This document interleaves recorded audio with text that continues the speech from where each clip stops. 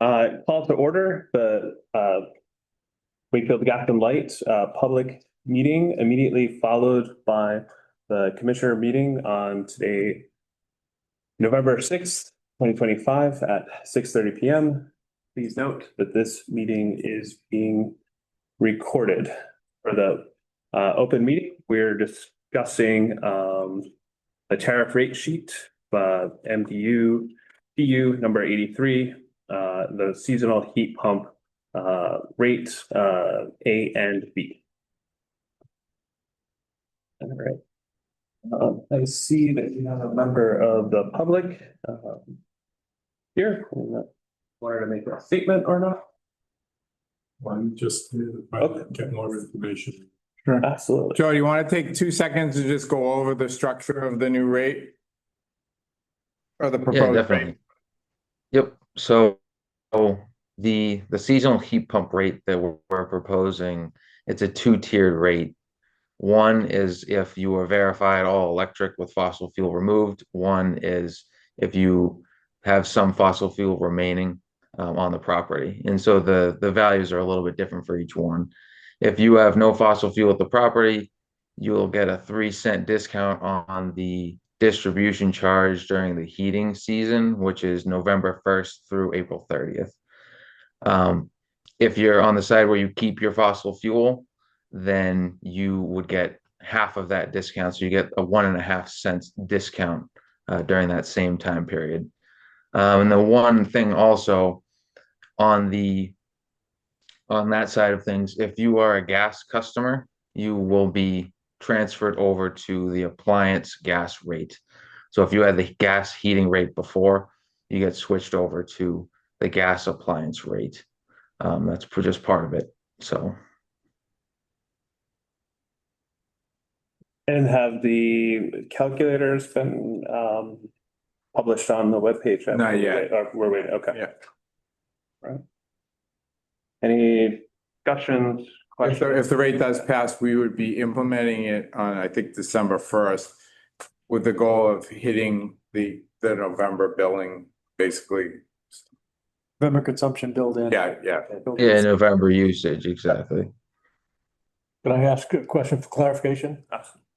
So after the close of the public hearing, then are we going to go into a discussion at some point after the commissioners meeting begins to actually discuss and possibly vote on this, or?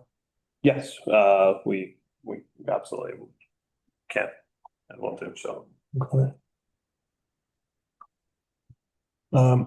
I would suggest, since there's only one member of the public, we don't have to keep it formal, like, not that it is, but I wanted to know the member, and I'm sorry, I didn't catch your name, sir. Welcome. Oh, great. Well, welcome here. Just want to make sure that you feel like you kind of have some sense of what we're even proposing, and then you can ask any questions during the public hearing, which is. I'm pretty sure I pulled out it took me a while to find all the documents, but I found the draft and then all the ones referenced in it for the different rates. Yeah, I think I understand. I think the background is that some of the IUs have moved towards a similar structure, and we felt that to be in keeping with what the goals are for this type of program, that we could offer a similar rate. And there's really 2 schools of thought, if I may interject further. One school of thought, well, beforehand, like there are 2 basic components on the electric bill. There's the portion that you pay for your electricity, which is acquired, and brought into Wakefield through the transmission lines, except for some local distribution. And then the other component is the operating expenses. It covers all of the light department's operating expenses, overhead and all that. And so this discount would not apply to the electricity supply portion. So if you use electricity in your home, you're still going to pay the full price. You'll only get a discount on the portion that covers the delivery service. And one school of thought is that this is one way in which people might be incentivized to make the switch. The other school of thought is that when these rates were set in the first place, the electric residential rates, they were set in order to recover the cost that the light department needed to pay its expenses. And now with a number of people switching over to the electric heat pumps, suddenly that portion of revenue is more than the light department anticipated. And that was the reasoning that the state authorized these discounts for National Grid, Unitil, and Eversource. And so for that same reason, we decided maybe we should consider doing the same kind of thing here in Wakefield. So there are two arguments as to why this could be a sensible approach to take. Mhm. Do you happen to have any opinion toward or against it? A little nervous that, I'm gonna be using a lot more electricity. And I'm happy that there's some kind of a discount that's being proposed. I hope it gets passed. Okay. Have you converted heat pumps or are you in the process of it? In May, they just finished. Okay, But I'd be in the B category. Okay. Because we have hot water tank with gas still, and it would be a supplemental if it gets very cold out. Yeah, so that's why the chairman was mentioning a calculator that's gonna go on the website, because you'll have to balance between the lower rate for your electricity, but the higher rate because you'll be off the gas heat rate. But you've already, it's oil, it's not gas. Oh, then- Yeah, okay, and that doesn't apply. That keeps going up too. So. Yeah. Yeah, that's true. All right. That's all. All right. Any other questions, discussions for public meeting? For the public meeting portion? If not, we can, Is this a time to suggest a tiny change or would that come later? in terms of, Like, just a clarifying, For the record, I also have a couple of changes. okay. So that's why I was wondering if we were gonna Yeah. discuss. I think we could do, let's do it, let's go ahead and do it in the open public meeting session. We can make changes and then that way, then we can move into our regular meeting and make the vote. so do it as part of the public hearing. Yeah, make the changes as part of the public hearing and then we can take those changes and then vote on them. And the meeting. You want to start? So page 16, there's a sentence in the second paragraph that said additionally, if the residential customer is also a gas customer. I believe this would just be for gas heating customer. Right? One that's on in other words, it'd have to be a customer on gas heat rate B. Currently, yeah, Right, because if it weren't a gas heat customer already. Not all they're already on. customers, yeah, Yeah, the others are already on A. right, So. right. That's the only clarification that I just had. Okay. And I don't think it's obvious that domestic gas rate A is like an appliance rate, but maybe that's to be clarified. So at some other point, but. Because we do say gas heat rate, but then, yeah, So, Okay. so it was called a general rate or whatever, and then if you don't, you can qualify for the gas heat rate if your sole heating source is through gas, you know what I mean? So it's an everything, the A rate is the everything rate. Everything else, yeah. everything else. B rate is Okay. if you only heat exclusively through gas. That So was- it could be partial heating, could be potentially. Partial, Okay. partial electric, correct. Okay, I understand better. Yes. Where was that again? Where it said appliance rate? It doesn't, it just says domestic gas rate A, and it's kind of unclear like what that is, because Oh, okay. of domestic gas heat rate B, but then you just have like some other rate and you're like, what is that? Kind of drill down. Rate A is all other gas if you don't heat. Okay, yeah. It does, in looking at the rate sheet for gas B. So you have to dig into that a little bit. Yeah, the only other thing is whether we should make it more transparent that domestic gas rate A is higher. So that customers have the kind of tip off that is an increase. Well, this is just a legal document. I mean, Yeah, I think that's some of the stuff in the Yeah. FAQ. FAQ? Yeah, Okay. put those types of things in the FAQ. This is Yeah. the tariff sheet, which references back to the gas tariffs. from the legal document, and then I think we Yeah, 'cause do a comprehensive It FAQ. brings you back, like, go look at that, if, you know what I mean, it tells you to go look, but that, yeah, that could go in the FAQ piece. Yeah, I Yeah. just think we want to make it very transparent that that would be an increase in gas costs. You're up. Yeah, and at that same spot, I would just take switch the capital letter G to a small g. Uh, For gas heating, Also a gas, oh, okay. Customer, gas heating yeah. customer, part whatever. of the. Yeah, heating, yeah. Okay, now the only other, well, two other things, right? So it says in paragraph 2, back on 15, it says 2 classifications are available. Qualifying residential customers shall be served under either as determined at the discretion of the department. Well, that's only if the person opts in, and then the department can use its discretion to say you're in A or B. And so normally these tariffs that are optional in the IOU world will say optional, right? So the title, if we were to follow that, the title would be Wakefield Municipal Gas and Light Department Optional Seasonal Residential Heat Pump Rate. So I would recommend that change for clarity. Mhm. And then, as I was alluding to just a few minutes ago, there's really 2 schools of thought on why we would do this, and I'm more persuaded by the second than by the first. And so I would want to strike the final sentence of the first paragraph where it says, the primary purpose of this rate is to ease the transition from fossil fuel heating sources to electric heat pump technology. I mean, that's an opinion statement, but it's really not necessary in this legal document that's going to be filed with the DPU. That would be something that you could put in the FAQ. Yep.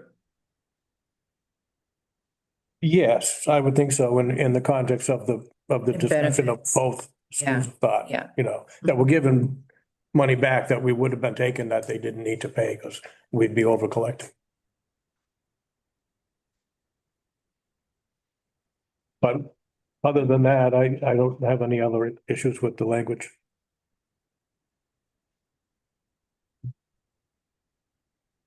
Okay. I like all of those changes. I have no issues with those. I think they're good suggestions.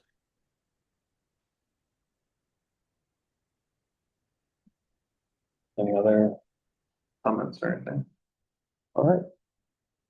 There's no further comments. We'll close the open hearing and move into our regularly scheduled meeting. You want to just do a And we'll do vote to a quick, close the. should also, I forgot to note, please note that Commissioner Christie is not present. And we will take a motion to close the public hearing. Make a motion to close the public hearing. Second. All in favor? Aye. Aye. The motion passes unanimously. Okay. Hang on.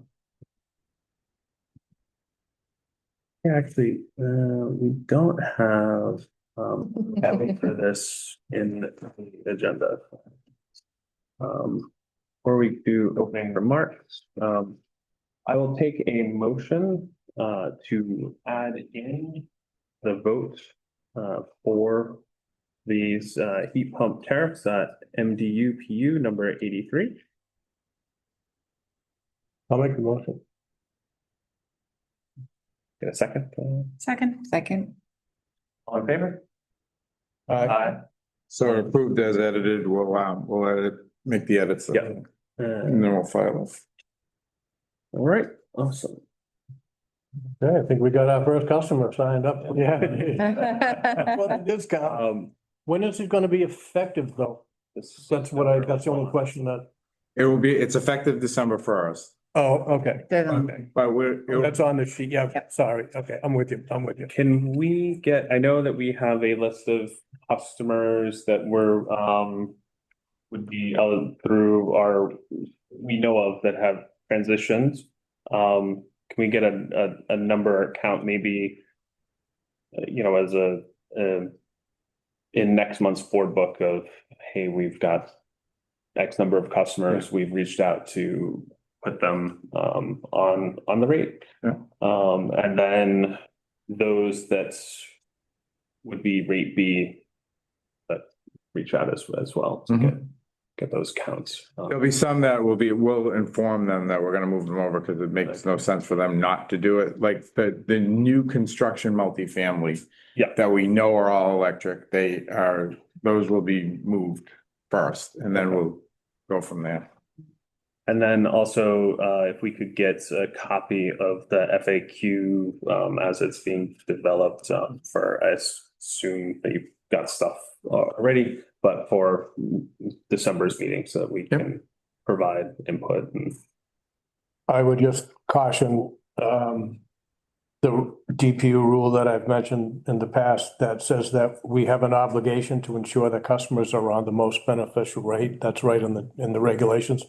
So if somebody comes along in 2 months from now and says, oh, I didn't realize this was even an option, they're gonna probably have to get the rate retroactive. Yep. Okay. Yeah.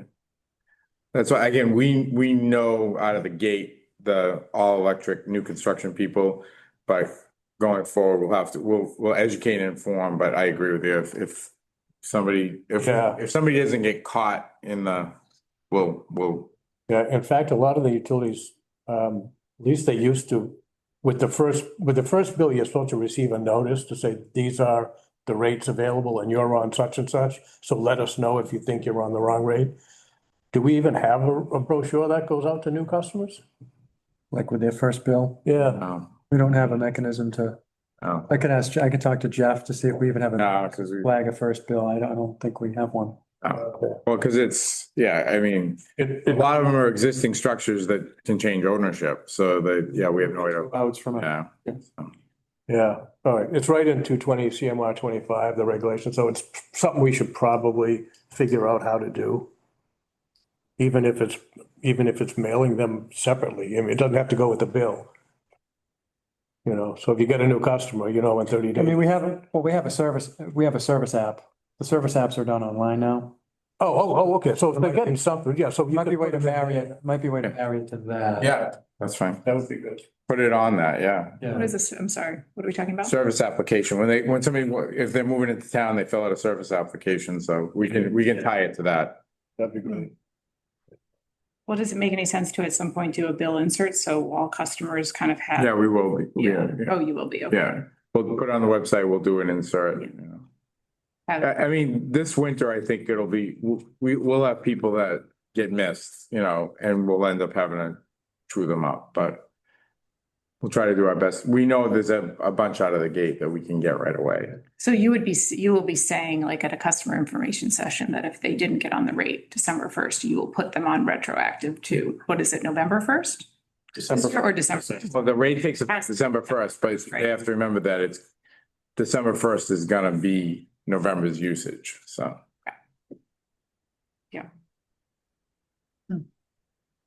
All right. Are you planning to have a customer information session? And if so, when? I haven't thought about Given the date. timing of the In the holidays. holidays. That's the dilemma, yeah. We'll work on that next. Joe, have you guys thought about a date? Yeah, I think we're mulling around either, right before December 1st, or right after it first gets on, because we know of a lot of customers who, like you said, we know a lot of customers that we're gonna put on, but yeah, around the holidays too. So I would think that either late November, but then I guess you run into Thanksgiving too, but we'll kind of kick around a couple ideas. It probably would be early December as I'm thinking about it. It'll have to be in the Yeah, it has first to week. be early December. It's not gonna be in November. Yeah. So. Yeah, exactly. So probably be like first couple of weeks in December before people do stuff for the holidays and things. Cool. Will you keep us posted so we Yeah. can attend or listen in? Yeah. All right. And if you do it in early December and people are interested, like, David, they can just switch over. Yep. So, Yeah, well, in the meeting, we'll talk about the process of what it takes to just switch over, so Is that gonna be a web form? probably, yeah. Just got some work to do. Live. Right. All right. Any other discussion? Okay. Moving on to Dave, do we know why that? the exclusion. And it's, Sorry, did we actually take the vote? I know we voted to like, yeah, we actually didn't take the vote for, right. We took the vote to talk about it, to take the vote. Yeah. All right. And we'll see it. To take a motion to approve the Wakefield's gas and light department optional seasonal residential heat pump rate A and B on as MDU number 83 as amended during the open hearing. I'll make the motion. second that. All in favor? I, Motion passes unanimously. Okay. Opening remarks, just thank you for hosting the Public Power Week and the final or the ribbon cutting for the Ken Chase community solar on this building. So that was a great event. I hope that there was more people, but I think it was just a tough time of year and date with school just starting up and all that stuff. But I thought it was a great event, and it was great to see former Commissioner Chase and to honor him in that way. So thank you for putting that all together. Living the team did a great job. thank you. Applaud to everyone that was involved in putting it together. And the right number of people were there. So who won the, I'm not surprised. The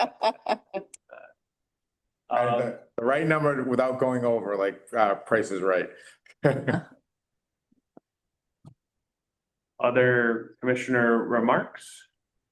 I was reading the item the other day and I noticed there's going to be a very large EV charging station on Montrose. Just any thoughts or on, It'll be good load, and mean, they'll be on the EV commercial rate. And it's still is it into the permitting phase now? Yes, yeah, we're still, Vinny hasn't finalized the design with them. Yeah. But we have the capacity of that area of town to supply them, so it's not an issue with that. right, So, yeah, so it's fine with us, the system. And he's been working with them and they've been good to work with so far. I don't think I've heard of any opposition through the town of moving forward with it either. So, okay, yeah, so hopefully not. okay. So they have all the permitting siting worked I out? think they're working through that. Okay. Yeah. Great. Great. Did they approach, do you think it was the rate that brought them? I think they were Or- in process before the rate, yeah. Yeah. Okay. Interesting. Might have been our low rates though in town. I mean, yeah, in general, our rate. Generally fact, speaking, and the Take the win. Yeah. Take Yeah. and the I know. capacity. And the good reliability.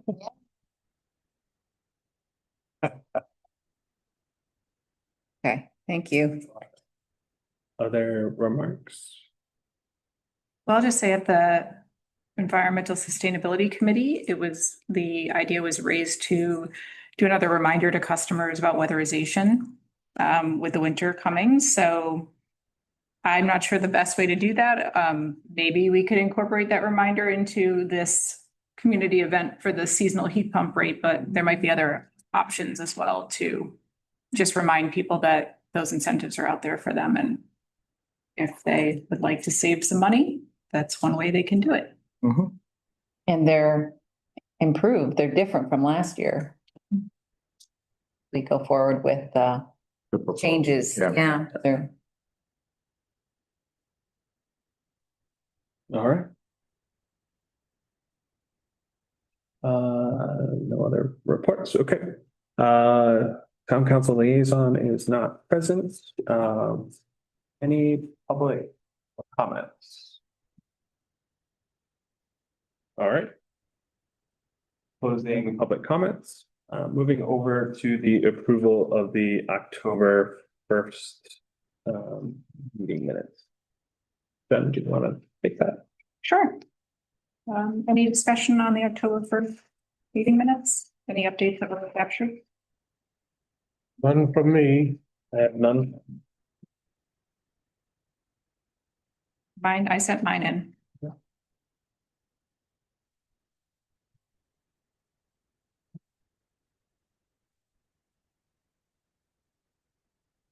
Karen, did you have anything else? No, Okay, I will entertain a motion to approve the October 1st meeting minutes. Oh, I'm sorry about that. That's there. I'll make a motion to approve the October 1st, 2025 meeting minutes. Do I have a second? Second. All in favor? Aye. I, Motion passes unanimously. Okay. We are moving on to section B, the presentation of the audit. Mark is up and then Kyle, I apologize, I owe you in the email. Sounds good. Appreciate it. Great. Well, thanks so much for having us here this evening. Along with me is my colleague Andrew Remus, who's the senior manager on the engagement. Andrew's going to walk you through the actual audit results, but just wanted to say thank you to Mark and to Joe. Very responsive, very smooth audit. Hopefully, with a year under our belts together, you felt like we were asking some more efficient questions.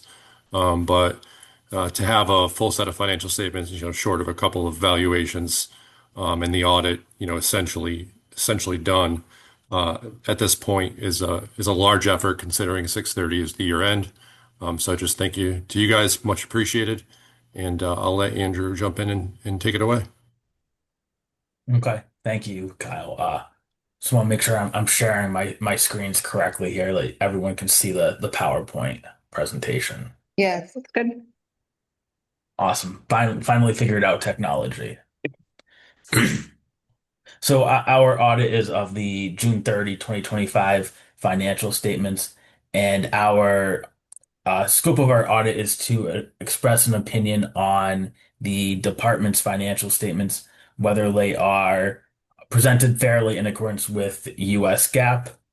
As part of the audit, it provides reasonable assurance, which is not absolute assurance, and it involves the use of judgment. So tentatively, our opinion on the financial statements is unmodified. It's open for right now. It's the final pension valuation. The draft that everyone has in front of you was also missing the OPEB valuation, but we subsequently received that. And then the financial statements and our work papers need to go through our final quality review process. But overall, looking for we're heading towards an unmodified cleanup audit opinion.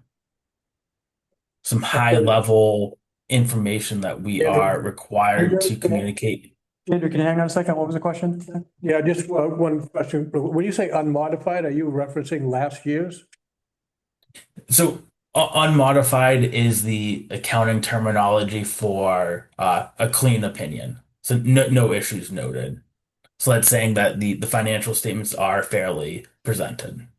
And that's for June 30, 2025. Okay, so it means that you're not modifying the light department's statements. Right. Exactly.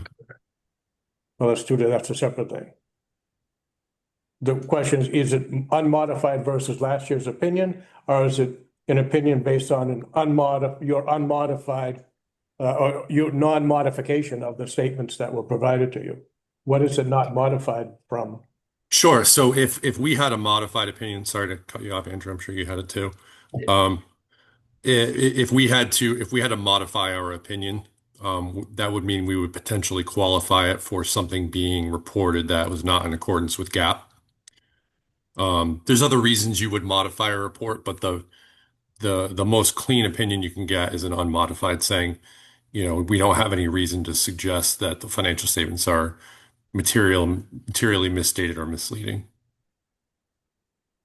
All right, thanks. Where does it say in here that you are leaning toward an unmodified opinion? Or does it at this point? But I see It on does. It should be 5. right in the independent auditor's report, which Okay, is like probably a few pages down. the last paragraph on page 5, I found a little confusing because it is talking about last year, and it doesn't actually say your opinion from what. Yeah, that's what I kept looking Yeah. for. I never. You never found like a letter summarizing your opinion. Yeah, So it would be on page 3 of 62, where we talk about our opinions. If we were to modify our opinion, you would see something else in there than what you're seeing, which is the standard language. We would call out a qualification, or we would call out, a disclaimer or an adverse opinion. It's just the way the AICPA boilerplates their audit reports. So without that information included, right, the qualifications, it just reads that we've issued a unmodified opinion. We're kind of hamstruck by what the AICPA prescribes for language. Okay. I mean, basically, isn't it just encapsulated in the first sentence of the second paragraph under opinions? In our opinion, the accompanying Yeah, financial statements referred to the above present fairly in it all is. material respects. Yeah, you just wouldn't see we've issued an unmodified opinion. Right? That sentence kind of stands for that. Yeah. Okay. I'm clear. Just to be fair, they're accountants, not English majors. So. We're energy experts, not either, so.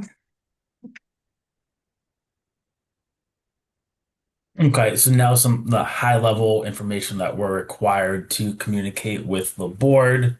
So our responsibilities under auditing standards are to express an opinion on the financial statements. As I mentioned earlier, that's a reasonable level of assurance. It's not absolute, and that's based on tests of transactions from your prepared financial statements. There was one new accounting standard that was adopted during the year ended June 30, 2025, and that covered compensated absences. So that's the sick and vacation accruals, and it resulted in a slightly higher liability on the department's financial statements, but not a significant dollar amount. We didn't have any disagreements with management, had no difficulties in performing our audit. In performing an audit, we're required to be independent. Nothing came to our attention that would impair our independence. And then they're not aware of any instances where management's looking for like another like opinion shopping. Like if there was a disagreement, go to someone else to get a different result. So overall, clean audit, no issues. Uh, some brief financial highlights. The table on the right is the department's balance sheet showing June 30, 2025 compared to 2024. And there are a couple items that I wanted to highlight. The first is the current ratio, which is a measure of liquidity, and it's calculated as current assets divided by current liabilities. A ratio over 1 shows that the department is able to meet its current liabilities from the current assets on hand at the end of the year. This ratio decreased slightly from the prior year, and that was due to the department utilizing cash on hand for the Energy Park project, which it will subsequently be go out and get issue debt to finance that. But in the meantime, the department used cash on hand. Another ratio is the cash ratio, which is a little more restrictive than or another measure of liquidity, and that's current assets less inventory divided by monthly operating expenses. And this also decreased, and that is due to the same reason as the current ratio, as the authority's cash position decreased from 2024 to 2025. And then the last item at the bottom is unrestricted net position. This is essentially the equity balance that the department has after paying for all liabilities and excluding restricted assets and the capital assets. So that's a positive 1.7 million in 2025 compared to 3 million in 2024. And generally with governments in Massachusetts, we see that unrestricted amount as a net deficit due to the long-term pension and OPEB liabilities. And now for the income statement, electric sales decreased slightly compared to the prior year, whereas gas sales increased slightly. These are both kind of in line with what we've seen with other utilities in the state of Massachusetts. And then the cost of electricity and cost of gas both fluctuated based on supply and price volatility compared to the prior year. And then one new item on the income statement list here is this line for capital grants. And this is the grant that the department got from the Office of Pipeline Safety for the replacement of gas mains. And since this is a federal award, we needed to do some compliance testing, some compliance testing on whether the department complied with the terms of that grant, and we didn't have any issues there. That is all I have, unless anyone has any questions. I just have a question about the grant, federal grant. Is a separate audit going to be required? Or that a separate audit report, will that be filed with the agency, the federal agency? So. Is that a requirement for the grant? Yeah, so Kyle and Andrew can kind of talk about it a little bit. It's going to be commingled with the rest of the town's grants, but they can kind of talk about that a little bit. Oh, okay. Yeah. Yeah, ultimately it falls under the town's federal identification number. It wasn't written directly to the department. It was written to the town. So it's going to show up as a major program that we've tested compliance over in the town single audit report when that gets released. But Andrew and the team have already performed the compliance testing in advance, so we don't have any non-compliance to bring to your attention, but it won't show up on the department's report. It'll show up on the town's. Okay. It will show up on a report, just not ours. Yes, I understand. Okay. Thank you. Why is operating highlighted? Go over that, the row in the table.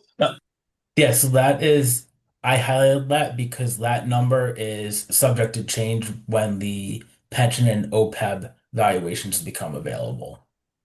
Okay. Consistent with how it's been presented in the past, they just highlighted yellow, say that's an open item. Okay, Yeah. makes sense. That's the same reason for all the highlighting in. Okay, that's gonna be. Yeah.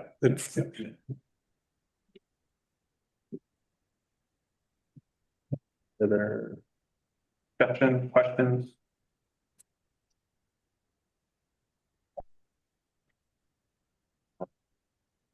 I think, Mark, usually we take a vote to accept the audit pending the final numbers. We'll return it to the board once, because, Look at the final project, Yeah. product in the spring. Yeah. After the pension's audited, yep. All right. Well, thank you, Mark and team. I know that a bit of effort to put this together. Thank you to Kyle and Andrew as well, before we take the vote. All right. I will entertain a motion. I will make a motion to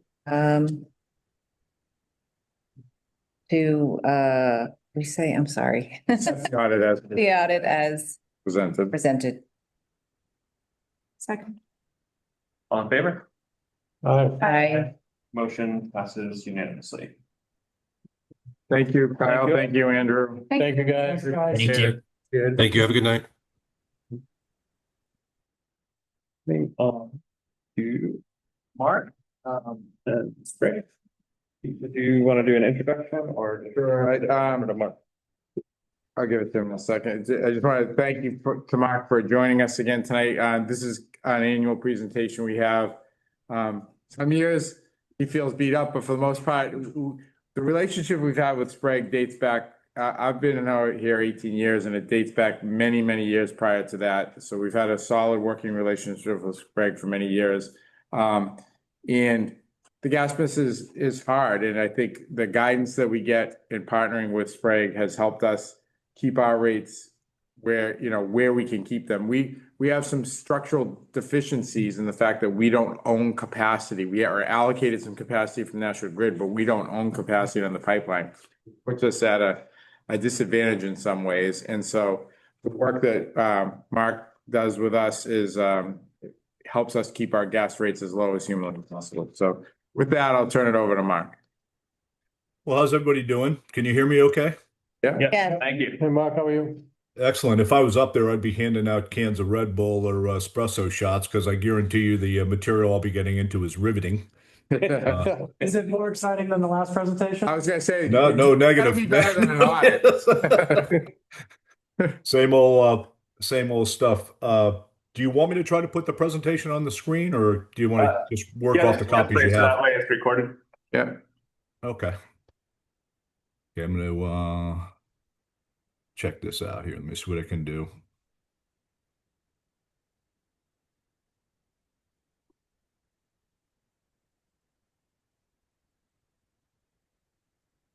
Are you guys seeing anything at this point? Yes. Yeah. Starting. It's loading. Yeah. There we go. Okay, and here, let me see if I can put this on. Presentation mode.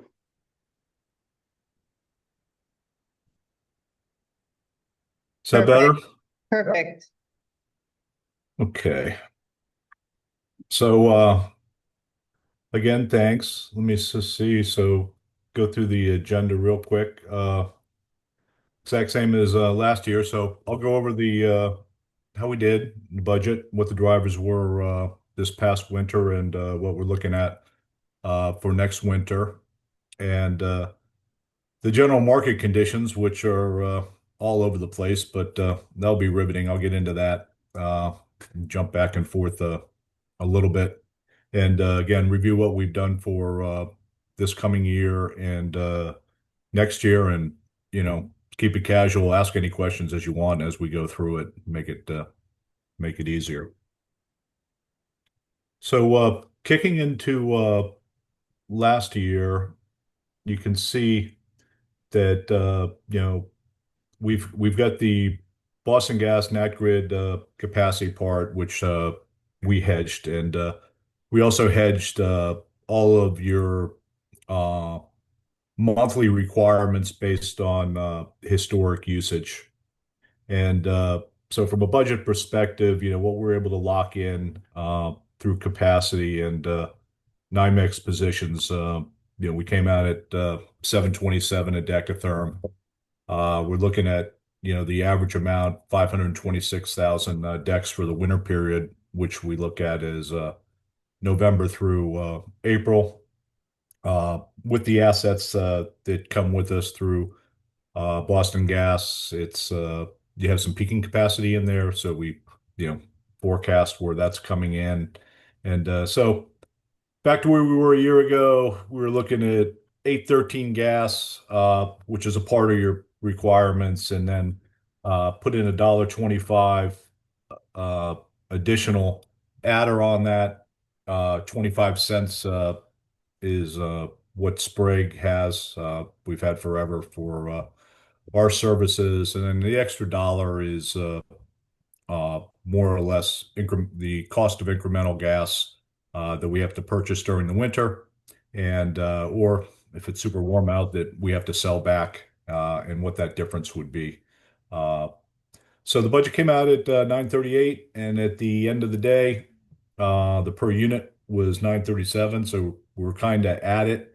Uh, that's uh, that's a good thing. I mean, it's kind of where where we've been at now. The year before, which you'll be able to see why, we were able to come in significantly below budget, but it was a lot warmer, and the pricing dynamics were a lot different as we got into the winter. But the takeaway from this, in addition to meeting budget, is it was a bit colder than normal. I've got the same old heating degree day slide that I'll show you in a second. But the interesting thing about last winter is that on a seasonal basis, it was pretty close to average, a little bit cooler, but November was warm, and then when we get into December, January, and February, it was cooler, and the market reflected that. So we came in using a lot more gas than under normal conditions, but largely driven that because of the peak winter months. So from a budget perspective, we're looking at roughly 5 million, and we came in at 5.1, but that's a capital cost, and that also you got to factor in the fact that we used a lot more gas than what we originally modeled at 530,000 decatherms. Any questions on just the look back? I'll get into the reasons why when we get into the exciting market charts that I'll show you in a bit. Just remind me, what are the units for the first two columns? Oh, I'm sorry. So the 4119, that's the daily capacity that you have assigned to you from the utility, Boston Gas. That's I think per day. you're asking, is it decatherms or CCF? Is that what you're asking, Jack? Decatherms. Yeah. Okay. And this first column is per day. And just to give you a flavor, the town uses on a peak day can be up to 8,000 decatherms a day. And the second column is the seasonal volume, and then the price per decatherm Okay. or MMBTU. They're one and the same. Okay. Great. Any Yeah, other thank you. Oh, no problem. So, okay, looking forward, we're looking at about a 4.9 million budget. Same matters, same model. It's very, very similar. We took out hedges. Pete, Mark, and I, layer the hedges accordingly. We try to take advantage of dips in the market and so forth. It's a little complicated, but uh, we're coming in. We should be coming in under normal circumstances at about the same. So that's good news, but nothing really crazy. The market, which I'll get into, has been kind of softly going up and down, driven by LNG and other things, which I'll get into in a second. But nothing exciting there. Any questions on that? Mark, are you going to talk later about what we've locked in for this winter and what we're Yeah, looking at? absolutely. Yep, Okay. we'll get into that. Okay. So Well, it's striking to see the base load is down in cost, but the peaking is up on a per decatherm basis. actually the peaking I took Yeah. The reverse. the peaking I took down from Yeah. that's a forecast because I don't have hard numbers at this point. So I just kind of put that in. I'm usually a little bit conservative on that. Last Conservative year, meaning low or high? I'm sorry, what? Conservative meaning you are Higher, projecting it higher or lower? Okay. higher. What is driving that? The peaking price? Yeah, Well, it's a combination of what the utility rate would be and also what the LNG market will be, which I'll get into in a bit. Okay. But last time I put in $15, I mean, 15 had been kind of the market back then, and it went down a bit.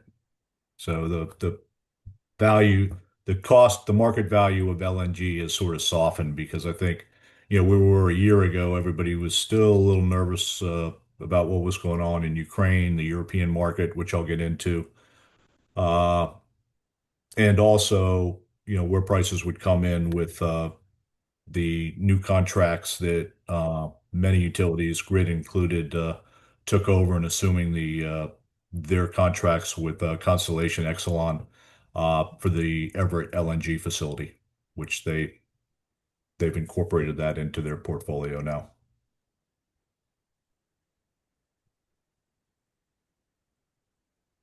Part of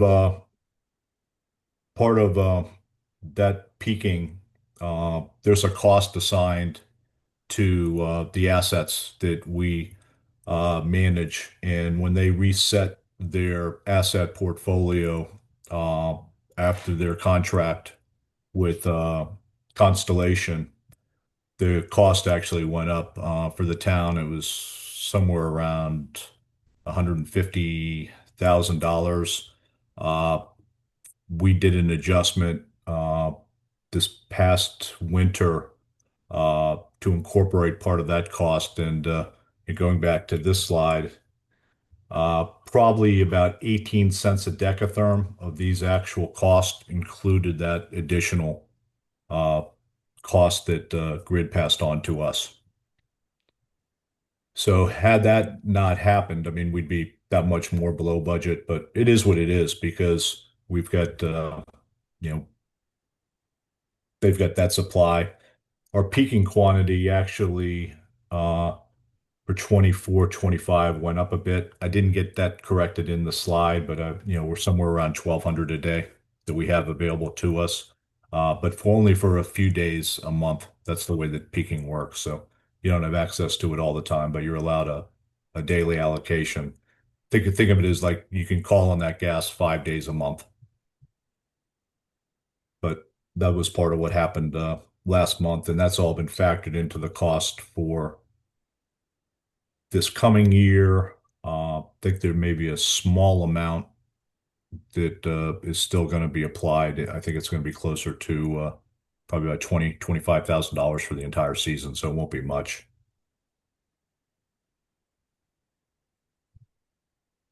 But nothing real exciting there on that front. I mean, the assets for the most part have stayed the same, and the market hasn't moved materially enough one way or the other to really change our ability to lock in at a greater discount like we could in prior years.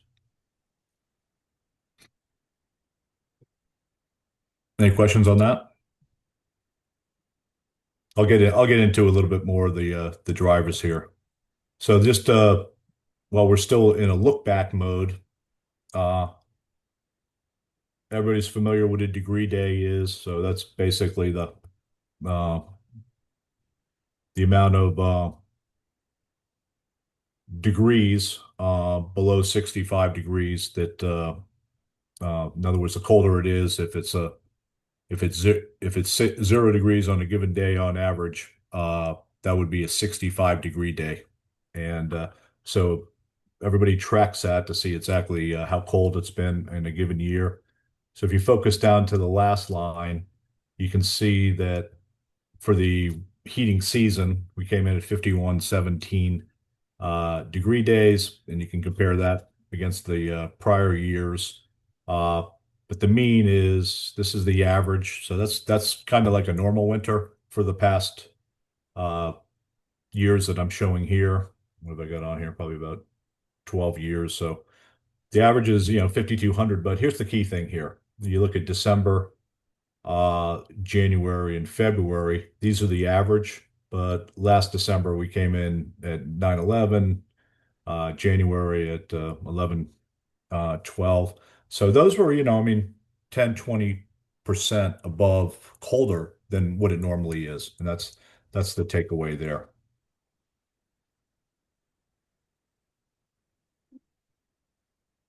So these next three charts, so I mean, when you think about natural gas pricing, you're thinking about what you can lock in on the financial markets, with the both with the assets we have and us, filling the additional requirements based on market pricing. But a good chunk of it is, it's cold as heck. We got to go out and buy additional gas on a given day, or it's warm and we're selling it off.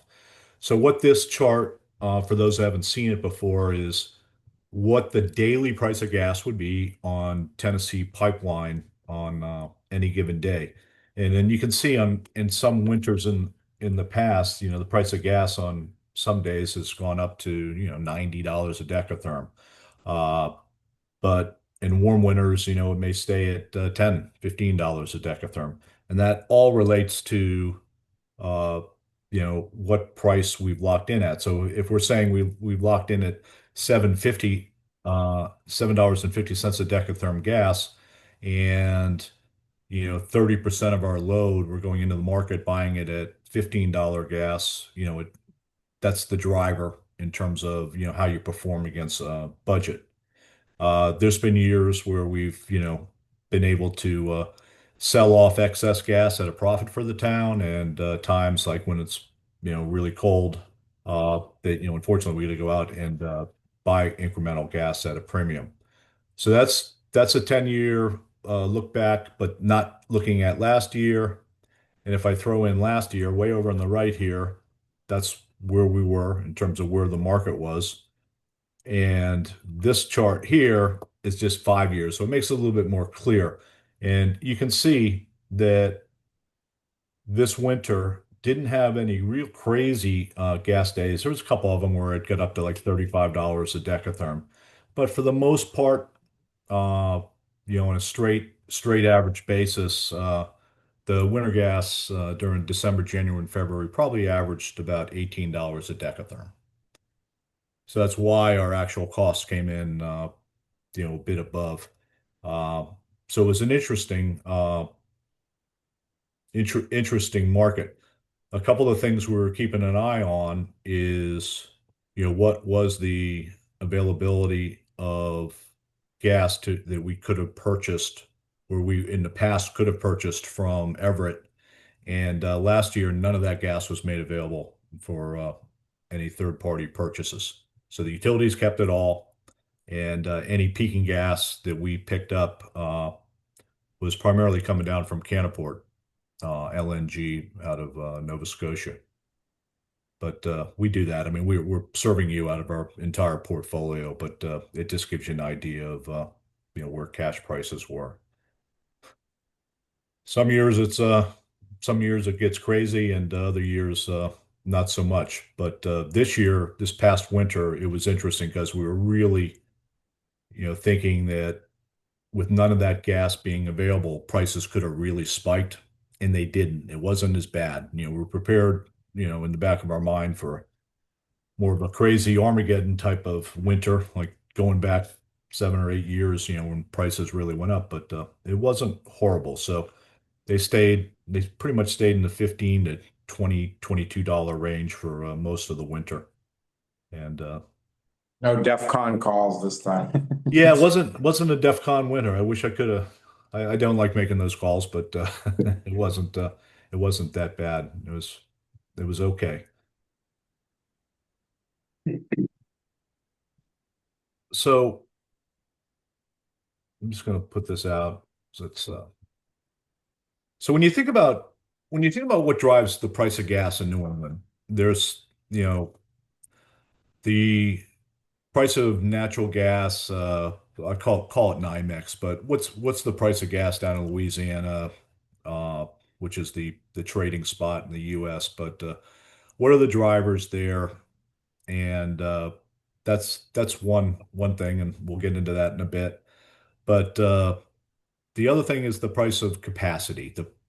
Think pipes and wires, gas and electricity. So, New England is capacity constrained. There has not, we do not have enough natural gas pipeline capacity to meet the region's requirements, particularly Eastern New England, during the wintertime. That's why they have, the LNG tanks, down in Dorchester and Lynn and Salem and so forth. They're needed to meet utility requirements on those really, really cold days.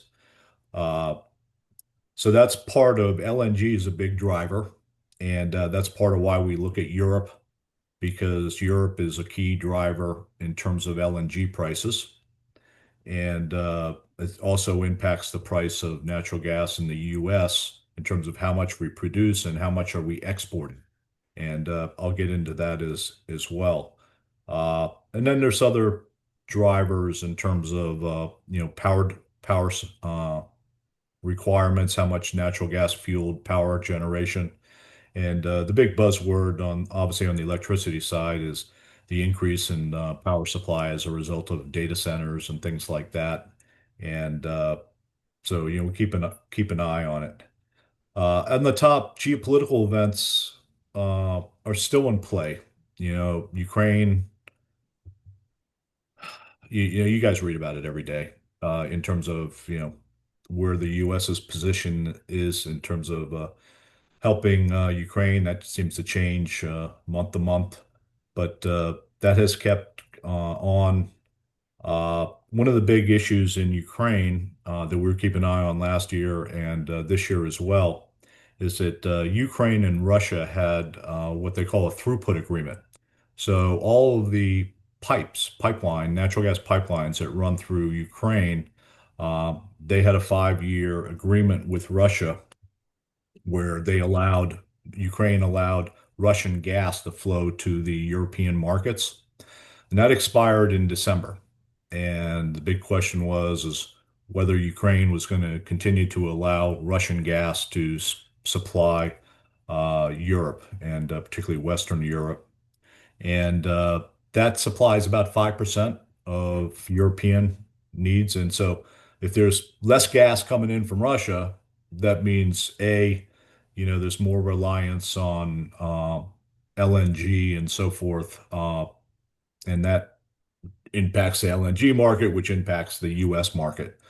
So we kept an eye on that. That expired. It was not renewed. So there's no more gas flowing through from Russia to Europe. But it didn't really impact the market much because of the fact that it wasn't really a bad winter in Europe.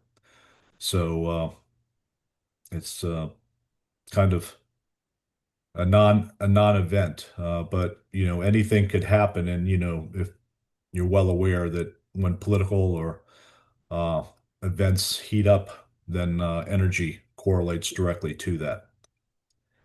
And so that gets to the LNG market.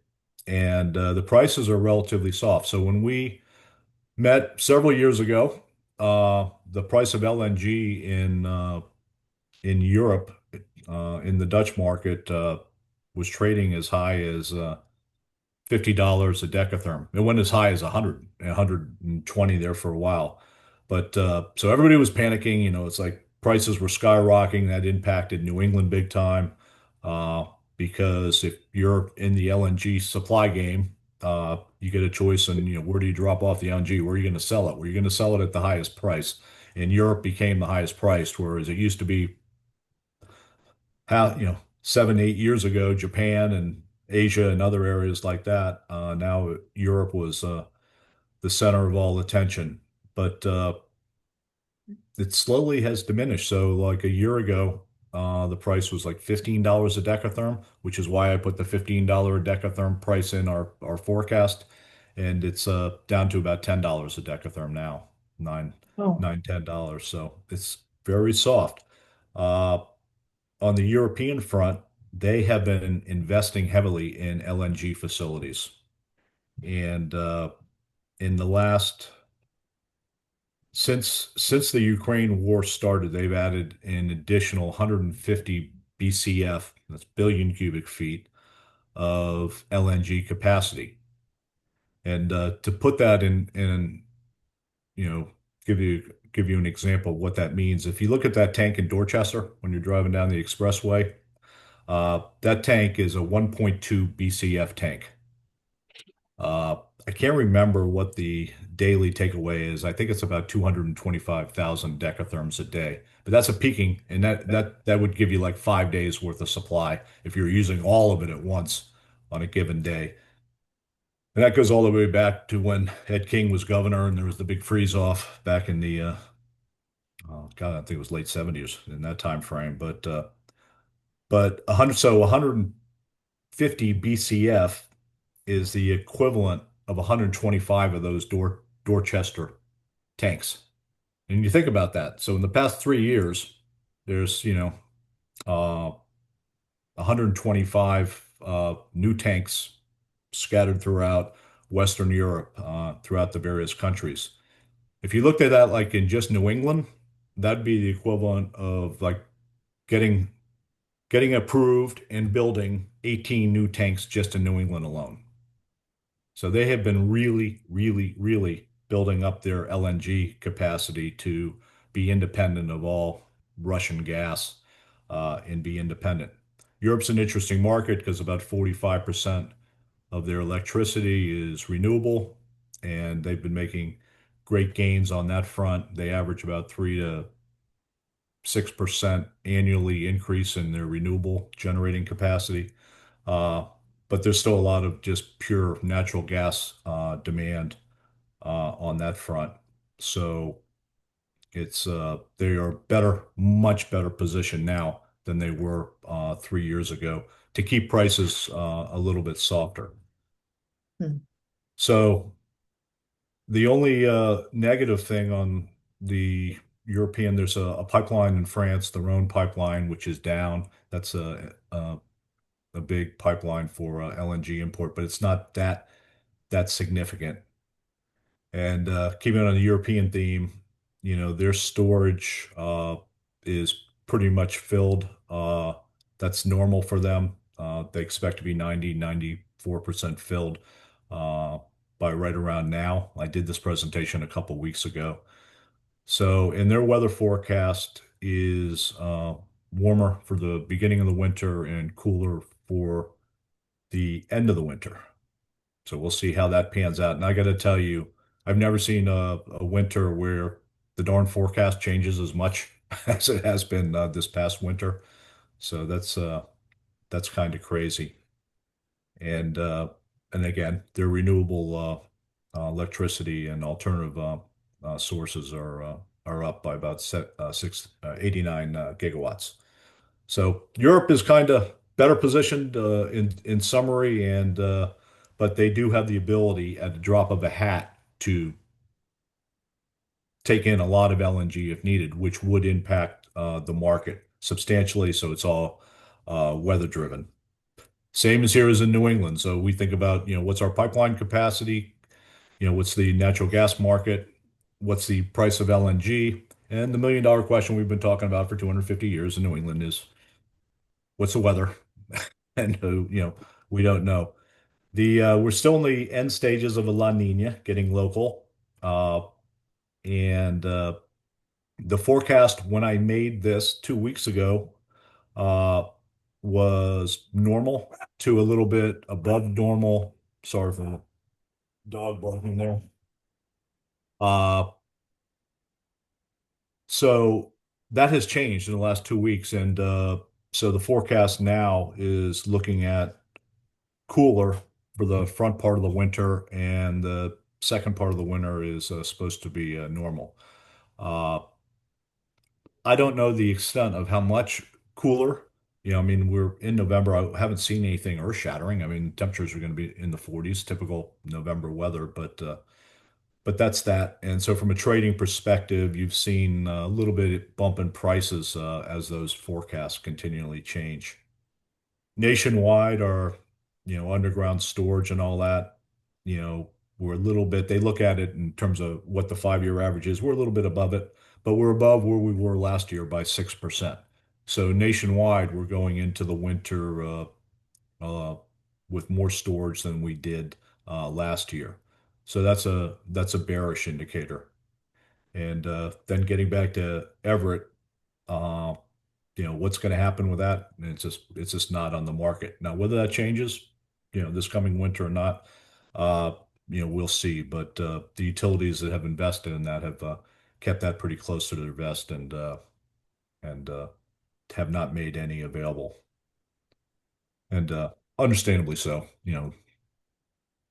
Any questions on any of the global issues?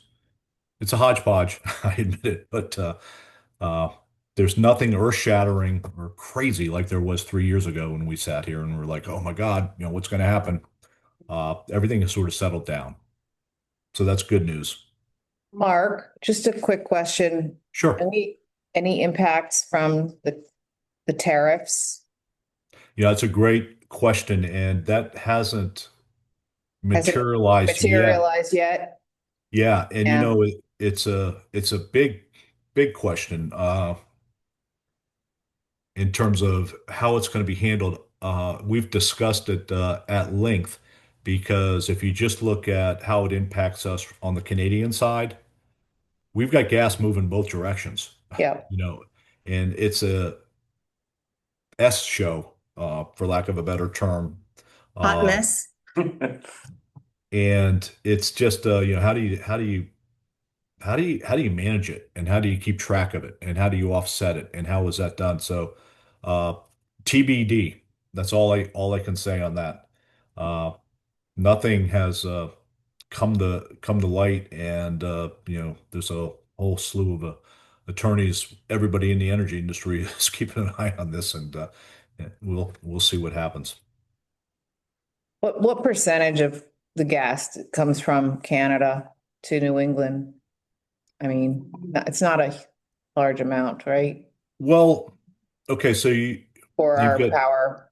you've got a couple different sources, and I'm sorry I can't give you the percentage. I would gladly get that for you, and it does vary based on weather. But there's two big interconnects. There's Niagara, uh, which is where Tennessee pipeline meets Canada. There's another pipeline called Iroquois that connects with Canadian supply up north at right, and then we've got uh, the Portland pipeline and the Maritimes pipeline. The Maritimes pipeline is the one that almost like runs down 95 from Nova Scotia. That's where a lot of the Canaport LNG comes down that pipeline. If you go back five years and beyond, that's where they had all that Sable Island and Deep Panuke gas that they explored for. It was going to be the big savior, and it turned out to be a total bust. And all of that production is pretty much shut down right now. So that gas is more or less, that pipeline is more or less used for LNG source gas that comes down. And then Portland pipeline sort of zigzags through Maine and into New Hampshire and connects up in Canada. Uh, if I had to throw a number out, I mean, 20%, on a given day. Obviously, it varies, on with temperature and that type of thing, but gas does continually flow.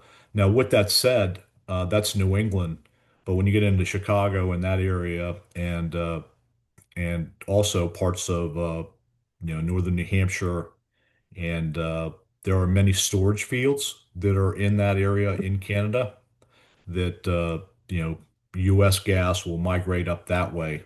Uh, it's just a function of the U.S. market and where gas migrates to. So if the Midwest is getting really burned and it's cold, you'll see a lot of that gas migrate down in that from that direction, and that means that the Northeast is replacing that gas with LNG or other sources. And I'm thinking like a really cold day.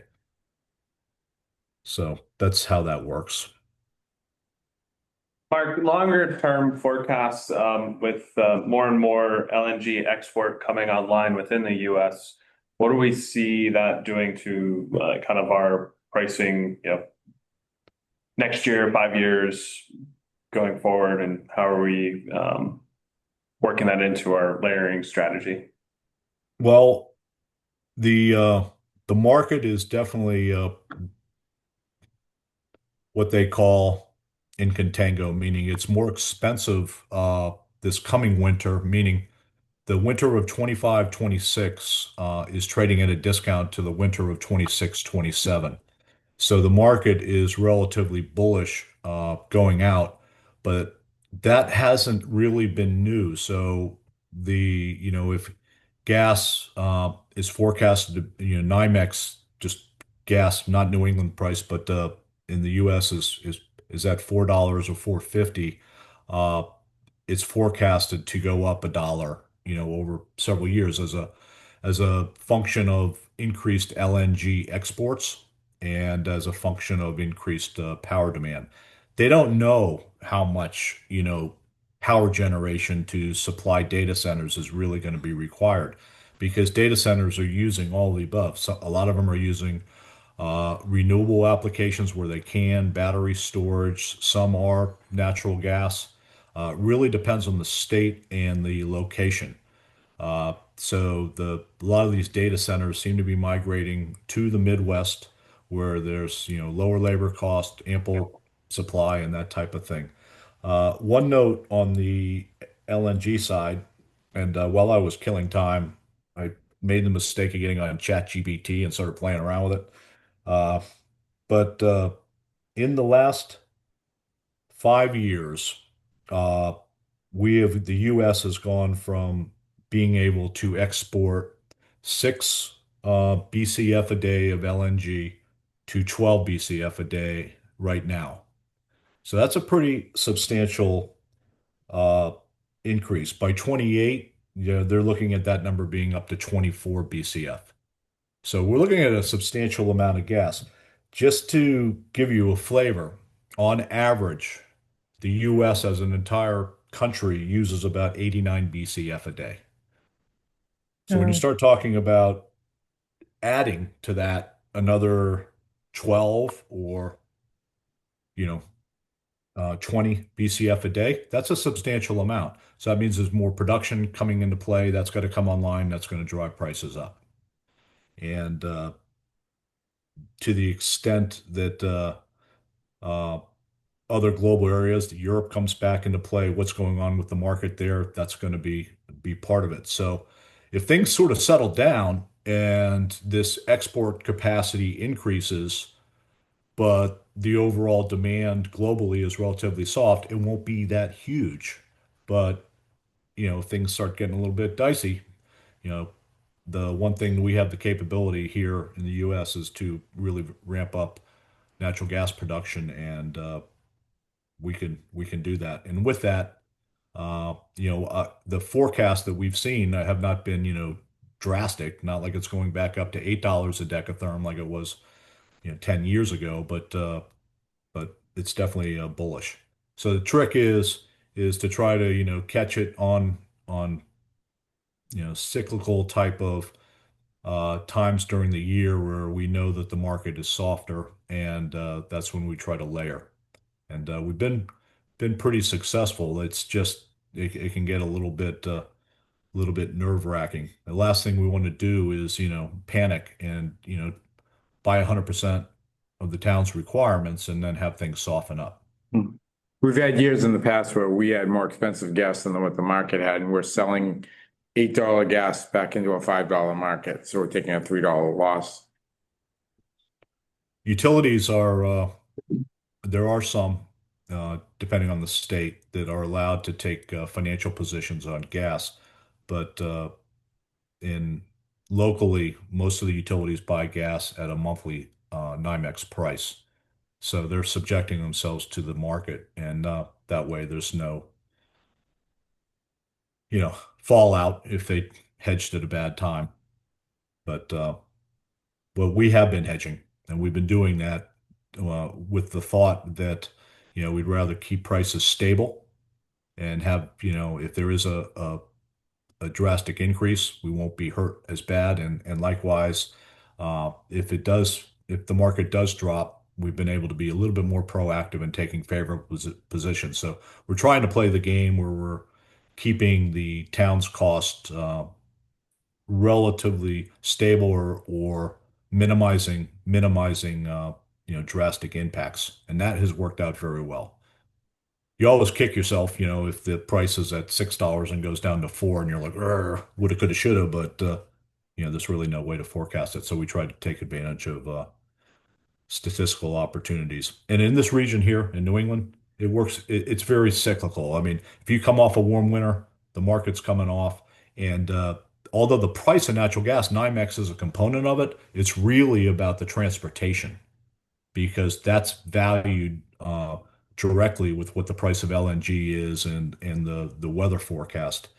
So the town, believe it or not, when transportation prices go up, the price of capacity goes up because the town has the utility assigned asset that becomes more valuable.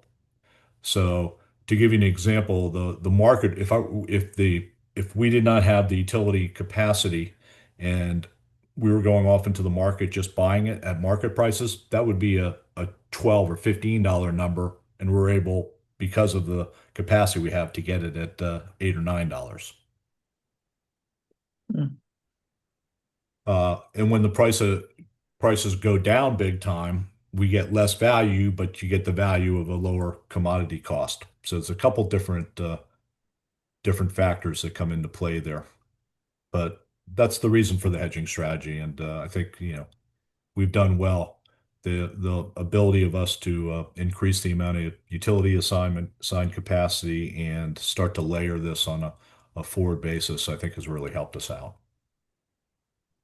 Pete, Mark, would you concur with that? Absolutely. Yeah. Yeah, I think that's so. A couple things. This chart here, and I put these in, and I just want you to be able to see how they all relate. So this is the price of gas, the Dutch price. So this is the European price. Right now it's at 31.73. They measure it in what is it to a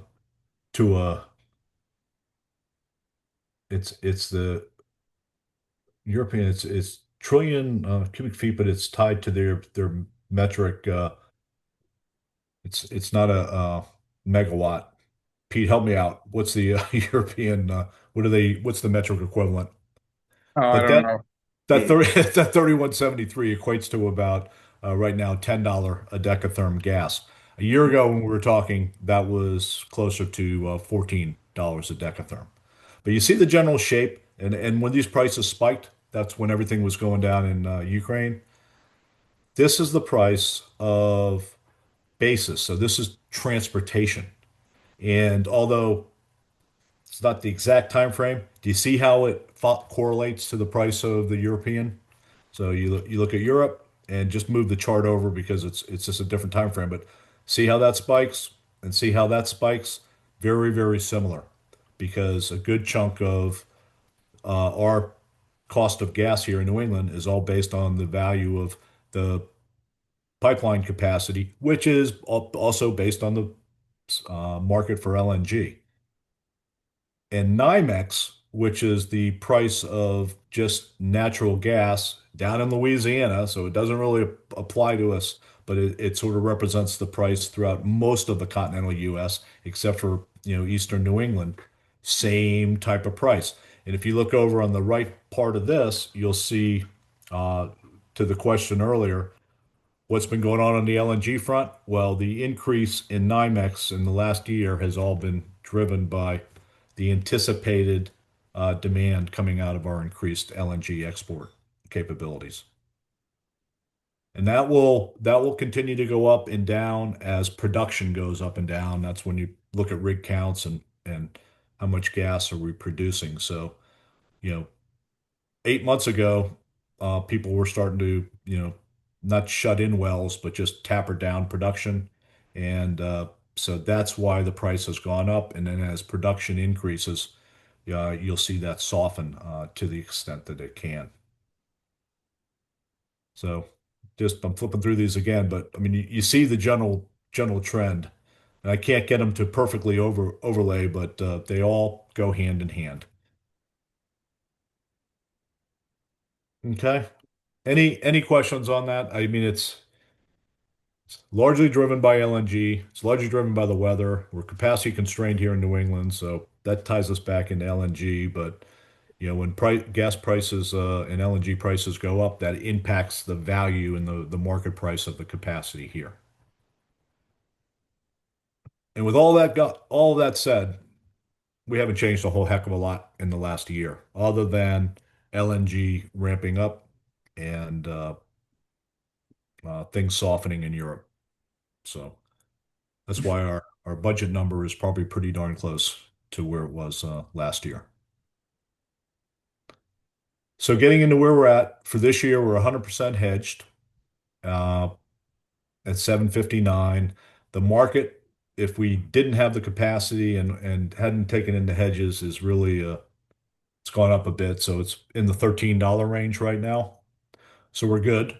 You know, we've done better than market. And for next year, we're 50% hedged at 816, which is above where we're at this year. But the value, the market for next year is higher. So it's 14, it's actually closer to $15, $16 for the winter period next winter.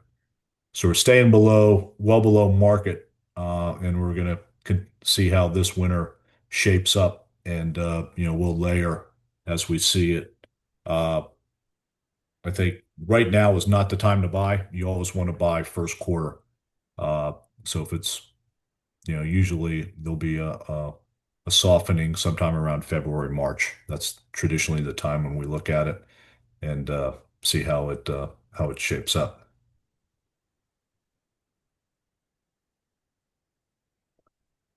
Peaking is continue to purchase that. So we're doing that on our own right now. In years past, we had contracted with Exelon Constellation for peaking supplies, but we don't need to do that. We've got that ability right now.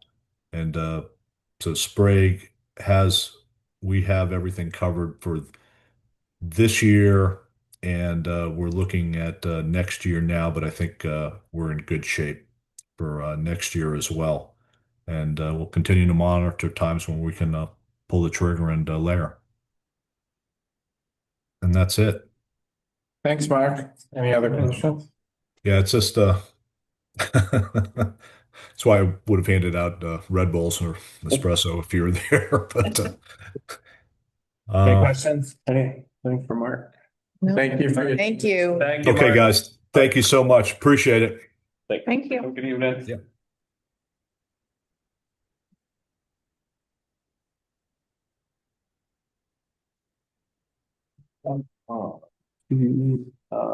Project updates, whole business, Energy Park.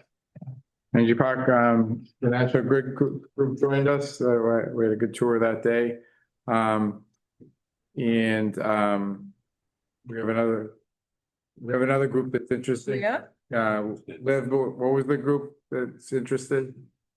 It is the Northeast Renewable Energy Coalition. Right, Dave? That's the right order, I Yeah. think. Okay, some version of that. So they're interested in coming out and then having us participate in their Energy Week next year. Great. Positive. And as far as the Energy Park goes, the MWEC board had to take the vote for the financing that was completed yesterday. So it's moving forward on a small loan. Small loan. The bank and Haley from MWEC keep describing it as a small, They consider. which father's money. So. But so that this financing is huge, as Kyle said at the beginning. You know, the anticipation was that this financing will come in to fix the cash position, and that's all moving So forward. we kind of designed that. Yeah, So we put that out. It'll be done by year end. We're scheduled to close on the loan in December. So we're moving ahead, moving ahead with that, getting MWIC, whatever documents they need for the financing. Joey and I are putting all that together and feeding them documents and been pretty responsive. They've been pretty responsive as well. And right now, we don't owe them anything. They don't owe us anything. It's in the hands of bond counsel, tax counsel. That's how, the accountants and the attorneys have it. So They're using a local bank. They've moved away from using Bank of America. They're using actually a People's Bank out of Worcester. So, yeah, because it's a smaller. because it's a small, yeah, because it's a small. What's the rate? So long as it's 4.6, they locked it at 4.62 and it's a 15-year note, Okay. So, 8.7 million. yeah, and the work at the park's going, mostly work on the generator side. The battery's been running and, we're beginning to work on the, switch gear in terms of getting everything set up for the microgrid. What's the status on the generator? When do they think they're going first fire? Next week or the week after? No, probably December 1st. Okay. Right now, so they're going to be prepping it. We'll get basically we'll tie it in on the medium voltage side this month, and then they'll start to prep it, and they'll run it very early December. Good. So that's a major issue there. Thank you for hosting. Yes. National Grid. Lots of, or at least from my observation, lots of good questions and lots of, oh, this is very cool, commentary, from those folks. So I Yeah. think it's just We've gotten that in a lot of audiences. Yeah. a testament to the work. I think that people really appreciated or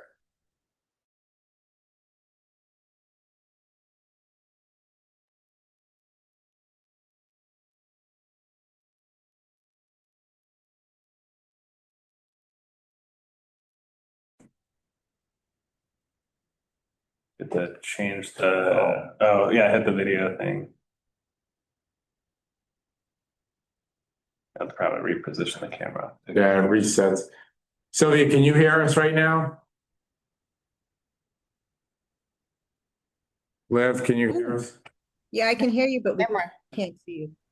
All right, Hold on, I'll put it on again. there we go. Now you can adjust it. Okay, yep. All right, we have that. All right, so we appreciated having the folks Yeah. come on. And I think people appreciated just seeing the equipment up close and being able to talk to the light shift battery folks too. Is there any talk about the control sequencing that's coming? I noticed that you're doing the microgrid kind of control programming and simulations. Yeah, Is there any talk about that among the group or? I think people, I think I don't think there was much conversation around that because it hasn't yet happened. Yeah. Vinny But- assures us it'll work. yeah, that, Well, you have to make it work by coming up with a good plan, right? And well, yeah, I mean, yeah, the plan is there. It's just Yeah. making the plan work. So, yeah. Yeah, so we just have to, it's not a guessing game here. right. Right, so we have it all defined, and right now they're working to program it.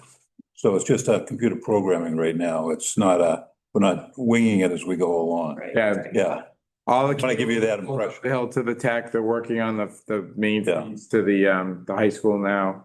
But everything's on schedule. Switchgear is still expected after the first of the year. I mean, the remaining two switches, the switchgear is here, the generator's here, so Yeah. the biggest items are here, and we do have a backup plan if the SNC switchgear does get delayed. We have some alternative planning for well, that. right now, we're really focused on interconnecting everything in terms of communications. So, the internet's being brought on site, all the communications between all the assets are being installed. They were installed today. We'll be connecting everything, and then we'll get people to have access get access out through the internet, so that we'll be able to communicate with everything, and then we can start programming the controller. And then once the programmer is programmed, then we'll start to do some simulations.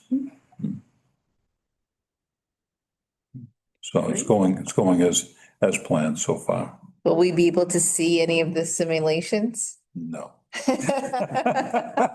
I don't know. how you- Yeah, it's See. it's, I mean, it's, there's a lot of things we'll end up doing. They'll simulate the program through a controller that they have already offsite. So you can see that. And then it just basically talks to everything. And then we'll end up, at some point, we'll connect the load bank and simulate the load. yeah, And then we'll connect to the schools. So you can't really, and there was, at the same time, we're developing the SCADA screens, the SCADA system. uh-huh, To kind of monitor and control it too. Yeah. So those will take place separately, but on a parallel path. okay, Yeah. So the only thing you'd be able to see visually might be a SCADA screen at some point, but in terms of seeing like us controlling it, it's really an automatic process. okay, Yeah, okay, yeah. I think we reach a point where we're going into microgrid mode and running it. That would be where the visual would be. You know, okay, in terms of seeing the battery discharge, charge, yeah, the generator run, you know, Yeah. all on its own. when it's all connected. Yeah, Mm-hmm. right. So right now, the two resources will run this winter separately. Separately, yeah. They run separate. Yep. Yeah. I'm just picturing Vinny behind a computer, Yeah. like, No, That's not the. we have to have any kind of computer, it's not gonna work very good. It needs to be automatic. It's designed to be. It's not gonna happen that way. Yeah. Yeah. It's automated. Yeah. Is the way, Idea. yeah, yeah, we can't function with manual intervention. You know, we need to minimize that and have controls, obviously, mm-hmm, but it needs to operate without someone being. Seamlessly, One of the yeah. reasons, because the time frame that's required, so when the loss of supply, generator has to kick on within less than 10 Right. seconds. So really, the battery's already going. right, Then the generator will have to start up eventually, but everything has to operate Yeah. very, very quickly. So we're actually looking at to make sure that we don't have any slots that require us to take seconds to operate something manually, or definitely not minutes, because that may impact how the Right. system operates. Right. So we're making sure that doesn't occur. All right, the Public Power Week open house we mentioned at the beginning, and we have a replica plaque that's being made for Canada. I don't know when it's gonna be ready, but then we can, and we have we have a really nice picture that we're getting framed that we'll present to Kenny at Brightview or wherever. We'll get it to the family at some point if we want to go over there when both those things are done. But there was a good shot of a good family picture that you picked to get a frame picture of. Then moving on to the budget stuff. Yeah, we can, any questions before we move on? Yeah, I just wanted to ask, Burns Park is completed, right? You would, Yeah, I think everything, all the planting is done. Did the sidewalk yesterday. Okay. And they're doing the mulch tomorrow, and they're removing all the fencing. So by the end of the day tomorrow, people will be able to actually walk over there and use it. I don't know if you've seen what it looks like, but it came out. We put there's pictures in the back, right? Yeah, Yeah. is that pictures? so. Yeah. I have not been there, though. Yeah, I went over there a couple of days. What'd you think? I was under the impression it was done, so I was surprised that there was fence around it and all these workers and stuff, like looking at me like, what are you looking at? And I'm like, I'm waiting for my turn to come in here. So, but no, it looks like it's good. That'll be nice. I don't know who's gonna use it because I kind of thought I remembered when you came in from the parking lot, there was the fence in front of you and you could see. But now there's all these trees, but they're mature trees. Well, I think you came in from the Albion Street side, I came in from Albion. so the people coming in, there was no pathway coming in from the Albion Street side. Yeah, So the side consisted from the primary side would be on the Ballister Street side. yeah, so. And then we added a walkway, working with the condo association on the left, the gray buildings, Okay. which you would be walking on their property if you came in from Yeah. Albion Street. So there's a small pathway that we created that people can walk from their condo complex onto the park, and then the people on Ballister. So we've had a lot of people that actually are excited and ask us when it will be open because they want to use it. Yeah. They're really the people that live in the gray building, the condo complex, Mhm. and then the brick buildings. Yeah. Those people are very interested in using it, and we've had a lot of positive comments about it so far. Yeah, it looks nice, We yeah. don't expect hundreds of people, but, But yeah, like, you know, but we do get a lot of people. ordinary people from across Wakefield aren't gonna like go. No, No, no, It's a wasn't- neighborhood. not really for them. We turned an industrial space into a green space. Yeah, it's really for the people that abut the property or live within, you know, a very short walk to it. They want to go over there. 'Cause there's always people walking around, Mhm, you know, in that area. We see quite a few people walking their dogs or walking around, mhm. you know, so it'll get, I think. Nice a lot to of have a use. green- Yeah, Yeah, I think it'll get used. yeah. And Are we've got we- too many areas down there that are. No, that nice. area is very dense Very and very dense. very paved. Yeah. As well. Yeah. It is. A lot of hard surfaces. Right. Are we gonna like do some sort of ribbon cutting? I think in the spring. In the spring. When yeah. things are green again. We're gonna do some in the spring. Judy Wallace, who was at our open house, Yeah. Bill Wallace's wife. The Burns Park is actually named after her grandfather. Okay. And so, we'll start coordinating with her in the spring about, cause she would like her brother to come from California to do when we do the rededication or whatever. So, Okay, that's what I was most concerned about, is making sure that we do right by Burns. Mhm. Could you see what we did with we took the old plaque and it's built into the stone? Oh, is that in one of the pictures? Yeah, you'd have to, Yeah, because I You'd have didn't. to I didn't zoom in see on it. There, you can barely see. In it. another week. If you, Get a close up. Yeah, yeah. yeah, it's hard to see. It's a matter of fact, you No. really can't. yeah, you can't see them. Can't see it, it's too far. But in that circular Yeah. sitting like design that we put in the middle, it's That's it's awesome. built into the wall. The Burns plaque from the Burns substation is built into the wall. Okay, well, that's good then. Now, how did you find out that it was Judy's grandfather? Because that was a question I had a while back, like, who's Burns? She was here, so she told. That's when you told found us the out? story, yeah, Well, that made it easy. yeah. So what did He he? knew it was a relation. We didn't know how they were related, but she told the story. Yeah, he was actually killed In the line of duty.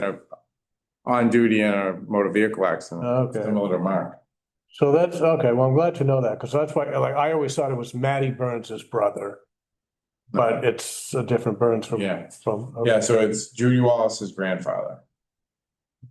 And he died of when her mother and father got married, he was killed like 2 weeks before their wedding. Oh, really? So, Wow. Jeez. Okay, good. interesting story, but yeah, she was she's been walking by it to see how it's changed, so, cause she's a huge walker, so she actually, I think she still runs a little bit too, it's great. Oh, wow. So, great. All right. Perfect. Then, all right, we'll move on to the FY 26 expense. Unit is going over a mark. Is it really budget time again? Yeah. All right, well, You haven't had enough numbers in. yeah, for one night, yeah, right? We still for number. Have bigger printouts, because I think I just have, We had, I don't think I have both of them in a bigger Format. version. Really? I I gave, it should be foldouts, no? Pull out for the gas, but not for the electric. Right. I have a pullout for gas. But You're talking page 50, 50, the yeah. capital plan. Here, do you want, I can share. I can run a couple off real quick if you'd like. What am I doing? You have one? Want a couple copies? All right, who needs what? I mean, if you wanted to make a large format version of the electric, Have the the capital. electric fund is right here. This one? You don't have a large, so you have. this is gas, this is gas. Let's take this look. That's a small Small electric. version of the gas. Yeah. And then you have a small version of the electric, that's all. That's all. I mean, I'm okay with this, but maybe people might want a large Well, version. we're gonna do the capital budget first, but what do you have for a capital budget? Do you have a big one or a small The big one? Okay. And do you have a big one or a small one for capital one. budget? Have the big one. have a big one of the line division page. I don't have Gas. the gas division. Yeah. Yeah, Jack has gas. It's okay for now, but I would love eventually a bigger one. I'll give you enough. I make it, but I don't know what I'm doing. Dave, why don't we let Mark talk? Do you want to, do you mind? Yeah. Or Dave? I'm gonna do it. I'll go do it. I don't know what you want. What size? Well, we're doing two separate. I'll have to put it, I don't know, that's probably enough for. Fine. I haven't. All right. Thank you. Thank you. Thank you for Coming. Thanks.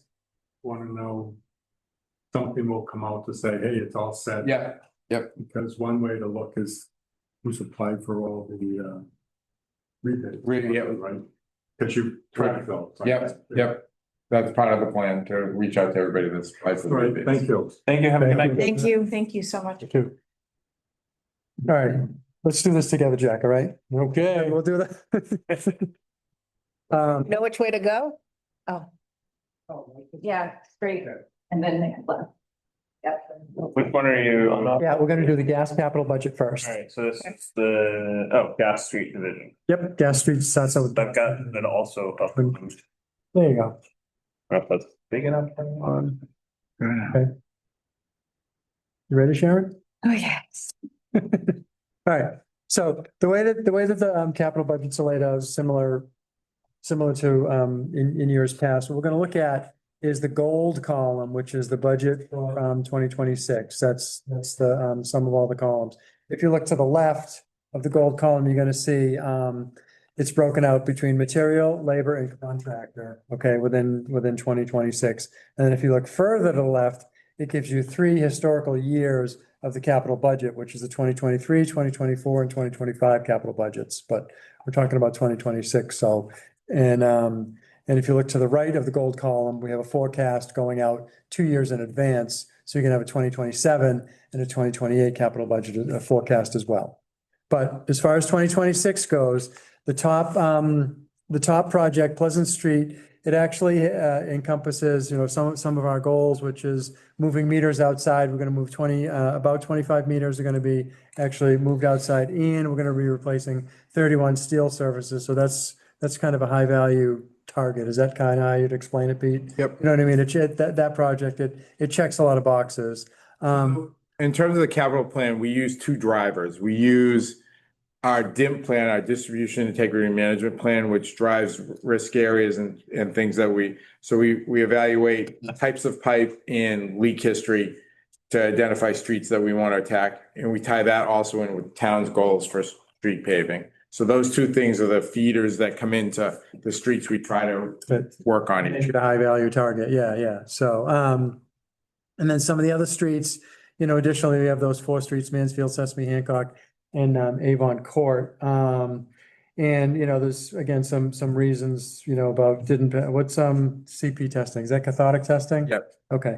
So, and then, that's some of the reasons because, these streets are getting older and, in the green area, the next section down, so similar to last year's grant, actually, I think that was 22 grant project, but, we're going to be doing these half a dozen streets right here. Morrison, Park Ave, Bellevue, Converse, Strathmore, and Outlook. And, we actually worked out, I think it was $1 million, $2 million, $3 million on the last grant project. It worked out pretty good. I mean, it was kind of down to the wire and we were looking at, were we going to get some of the funding? Weren't we going to get it, towards the end? But, they worked, it all ended up working out. We ended up getting, reimbursed for, all of the money. And, we heard tonight that, the audit was good on that, and it was clean. So, we're looking forward, hopefully, knock on wood, we're looking forward to another smooth, thank you. We're looking forward to another smooth grant, process with that. So we're looking forward to that. So the way it's presented is, the cost for the streets, and then we just kind of back out the $1.4 million as grant funding. So it's just, how we present that. And, the sum total of those streets is $721,000.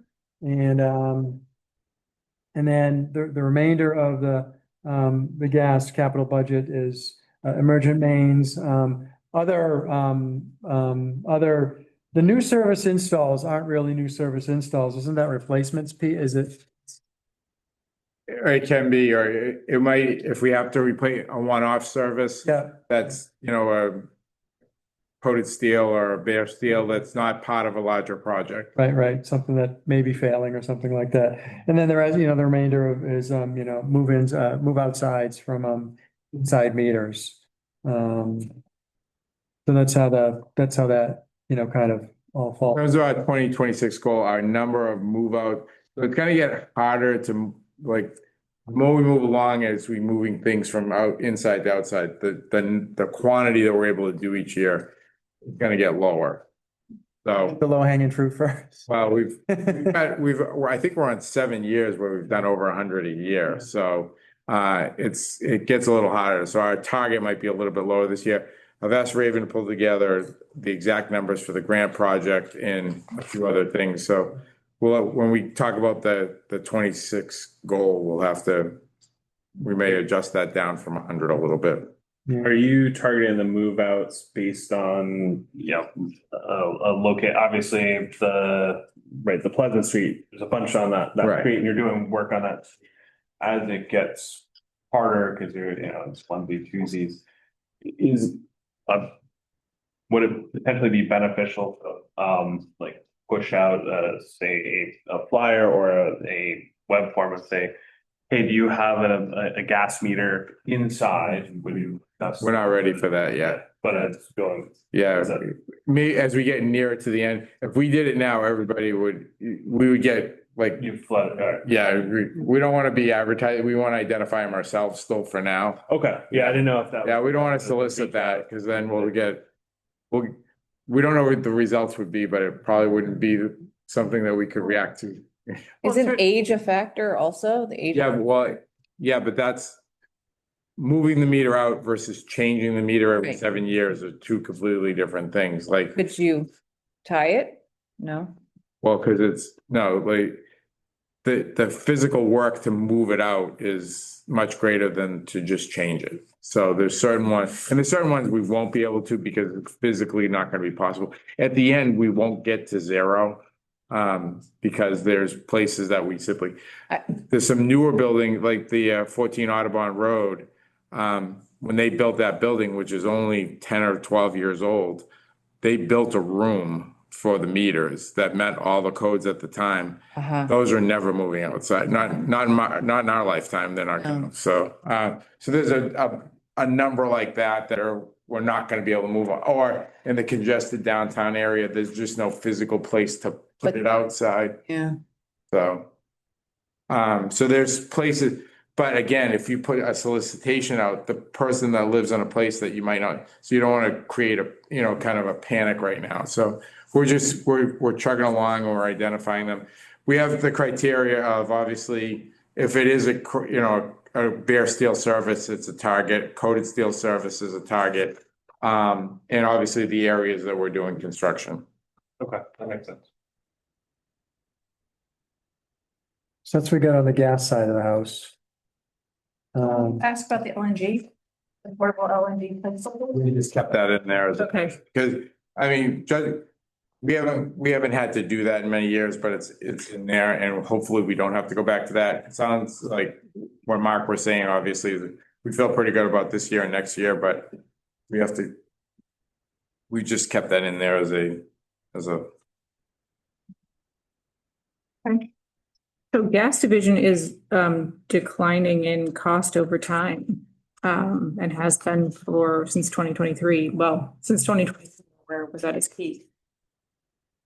So I think some of that has to do with the grant funding, so the Yeah. way it's presented because of the grant funding, the money is still being spent. It's just someone else's money. Got it. So we are actually then up in terms of cost because you would basically add. We have The two together. Yeah. We have been burying. The amount of money we spent, yeah. Spread it across those 3 years or whatever. Okay. Got it. When will that funding end? It was just those two grants. Just those 2 years? Yep. Yeah, so we've completed we Wow. were awarded a grant in 22 that we've completed all the work, received all the money. We're in the paperwork process for the 2024 grant.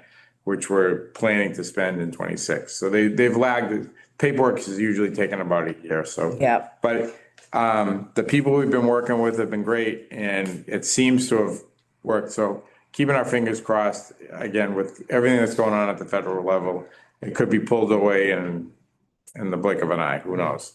Keep our fingers crossed. Yeah, the government shut down right now, so it's just, yeah, who knows? So we keep our eye on the ball, and we were, whenever we're posed with a question or a document request from them, and, Raven and Joey jump on it, and Yeah. Yep. So, yeah, In the shutdown, there's been communication.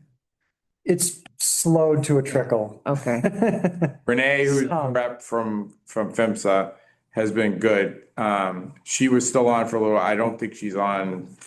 I think she's been furloughed now. She was on still like at the beginning of the shutdown, but I don't think they've talked to her in a couple of weeks. Okay. I know they had a meeting after the beginning of the shutdown, but I don't think they've had much since. Yeah. So hopefully that all gets resolved soon and we'll be back here. But she really likes working with us, and so she's been extremely helpful. And it's helped her a little bit because she can use us a little bit. We were the first ones to go through the whole process, and we gave the kind of the poster child for her to say to others, this is how it's working, and this is the stuff I need, and it's worked. And we did put a lot of focus on it internally and a lot of pressure too. I mean, and we said, we need to get this right. We need to get the grant right, because it's going to jeopardize, it could potentially, if we screw this up, it could potentially jeopardize future federal funds for us. And we don't want, so we need to do it right. We need to pay attention. And we did. Yep. So, Sarah, Raven, Joe, Yeah. all had major roles in that. And again, the PHMSA folks were happy with us, so that. yeah. So we got another grant, and we're going to keep running with it. We also got another grant. But yeah, We have some grant funding. Potential grant funding. Potential grant funding. and then we're including in the budget. Yeah. Yeah, so can you talk about this a little bit? Let's, Oh, we're sorry if we're there. this is what we're gonna do. Yeah. We'll go down, that's like Dave's piece of it. Let's go down to like information technology and facilities on the electric side. I could talk about that a little bit, and then we'll kick it back to Why Dave. do I have to talk about the numbers? We're gonna keep it very short We though. like No, green negatives. Yep, I can- yep, the green negatives. Yeah. just sum up the grant. Okay, and on the IT side, so Jeff was in, facilities was in last month, is that right, October, and then Jeff was in September, is that what it was? No, Jeff hasn't been in here. He's next month. Next month, okay, so he's gonna be talking about all of the this is the things that he's going to be doing, and there's been some increased, we've talked about the Littleton thing and things like that, this is the year of, cybersecurity on that, and he'll be talking about that. And these are the things that we had kind of looked at, and we put it together. It's some additional security cameras, door access and things like that, and a bunch of network upgrades that, Tom, you can beat him up about that next month, so how's that? And the facilities budget calls for two hybrid bucket trucks and one EV van, and The only reason it's, the delivery of those is when? yeah, so the hybrid buckets are now first and second quarter, but Okay. they're over, usually we don't like buying things and we like buying them more than a year apart. But with all the issues that have been out there with delivery and Yeah. all those things, they're now falling on top of each other, so. Yeah, we had planned it differently, but Yeah, well, originally they It's up, were, it they were shows up. purchased more than a Right. year apart. Right. But now they're arriving around the At the same same time. yeah, so it's just their production, you know what I mean? Their production schedule. So that's kind of how the cookie crumbled on that. And so as far as so in bold, the way I presented is moving back up to the line division. I'll let Dave talk about the individual projects and substation stuff. But as far as the funding goes for the areas in bold and black bold, it's, Farm Street and the underground feed work on that circuit. Those are going to be 50% grant funded. So you can see Potentially. potentially. Caveat, Caveat is potentially. And we'll keep our fingers crossed on that. So that's the way it's, put in the budget right now. And as far as, two pieces on the energy park, one of them is gonna be, the solar on both the high school and on, the tech.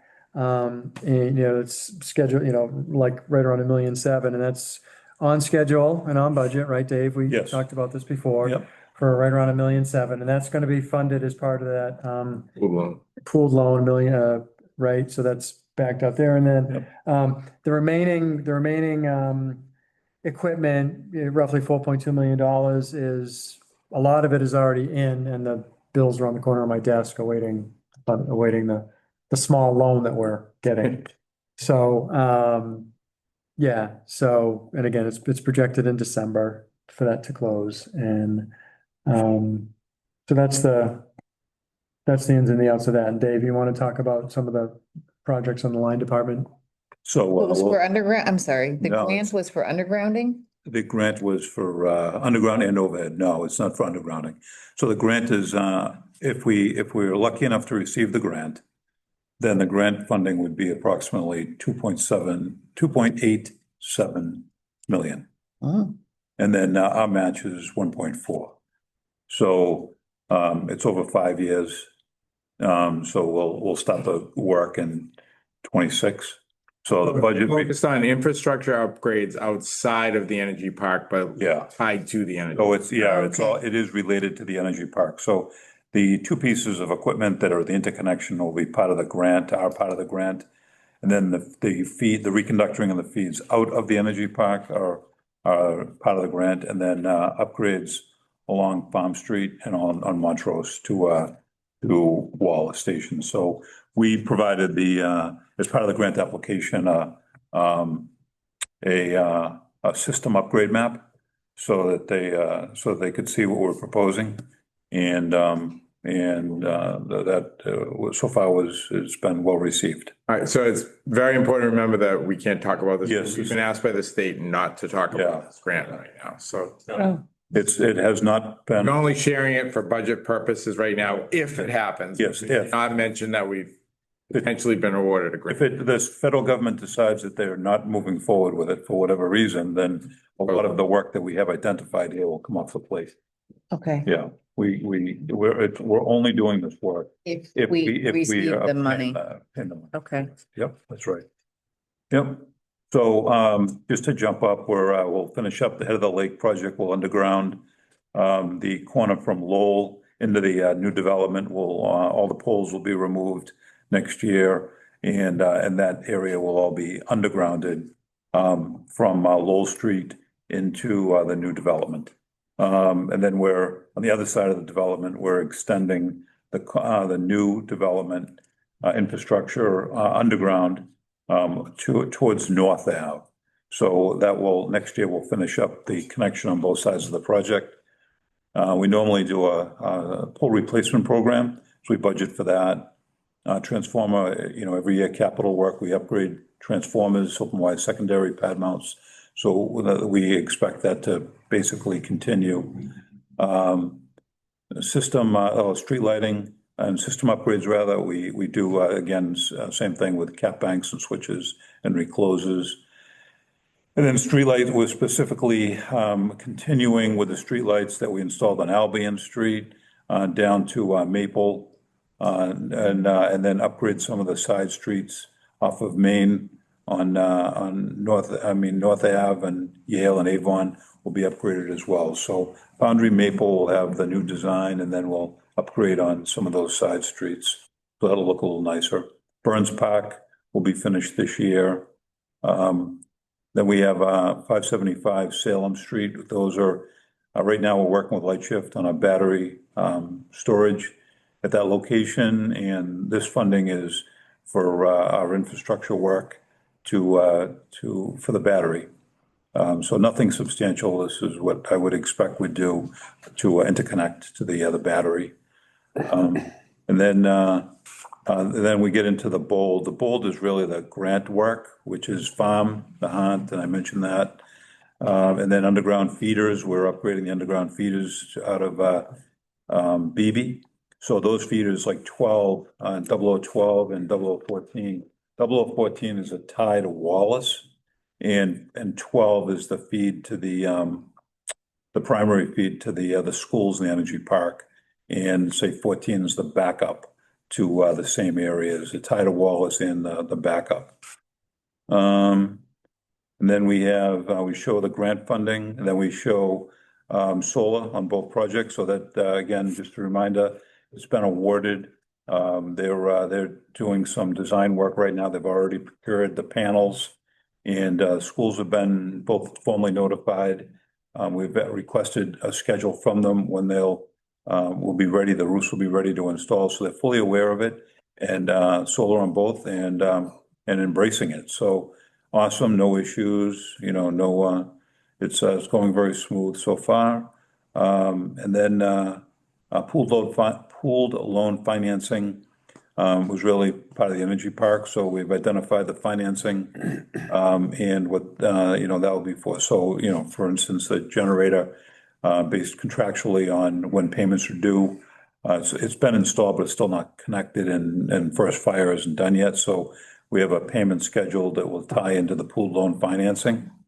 And as Mark said, the solar is funded with the pooled loan financing as well. So on the capital, that's it for the line department. Substation, that's just a line item we've had that we'll be able to remove soon on Burn substation. Wallace, there's always some testing that we'll do at the substations and transformers and relays that we're looking at upgrading for different reasons. BB, it's same thing, very similar. And then SCADA, the OMS and the GIS, constantly upgrading and updating the SCADA system, especially this year, next year rather, with the energy park. We'll probably go through some significant upgrades in the SCADA system, and then we'll nothing else. I think that's just the normal upgrades that we do every year. Nothing special. Any questions on the line department or the substation capital plan? The best at 575 Salem Street would be installed when? What was that? I'm sorry. Sorry, the Battery system. Yeah, so the battery system, we hope, we don't know when it will be installed. I mean, it would be nice if we get it installed in 26, but right now we're still working with them on to firm up the layout for the site to make sure that the site can accommodate what we think is the same size as the energy park. So it'll be the same size. We're trying to squeeze in the exact same capacity battery system as the energy park. So this would be another small loan. No. It's the same. It's a shared savings model. It is. They won't be. The pool loan does not include money for the battery. It Yeah. includes a little bit of money for the site work that we had to do. Some of the money in that 8.7 is site work. Yeah. We would probably, the site work here, to the extent that we have to do that, we're probably not gonna finance that. That's why there's some dollars in here for site work for the battery project. It's the Salem Street yard that you drive by, right before the Linfield line. Yeah, we have to do some more. Missing basically what the install cost would be, right? Some installation costs in either 27 or 28 potentially. So are you talking about the battery? Yeah. So the battery is no capital cost. There's no. Yeah. No capital cost for us on the battery. The only cost for us is some site prep, but not to the extent that what we did at the energy park.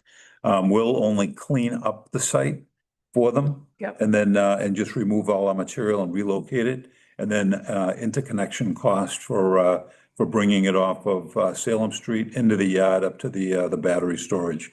So those are the only costs that we would incur. The capital expenditures for the real site work for the foundations and the purchase and installation of the equipment will be part of the shared savings model. Okay. For the battery. That's on them. Yeah. Okay. Yep. Actually it's a. Did the sound study already take place? No, we have to schedule that. That's part of the next phase, yeah. We have to agree on the siting first and then move on to. So ahead. So they just got back to us today with a revised layout, so we haven't had time to review that yet.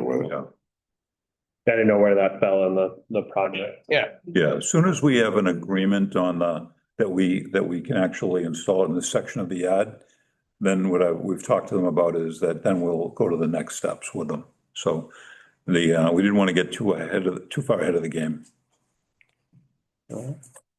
Question just to clarify the vehicles. Is the green text on the right what's happening in 2026? Yes. And then these are 2027, 2028. Okay, Correct. got it. Thank you. Any other questions on the capital budgets?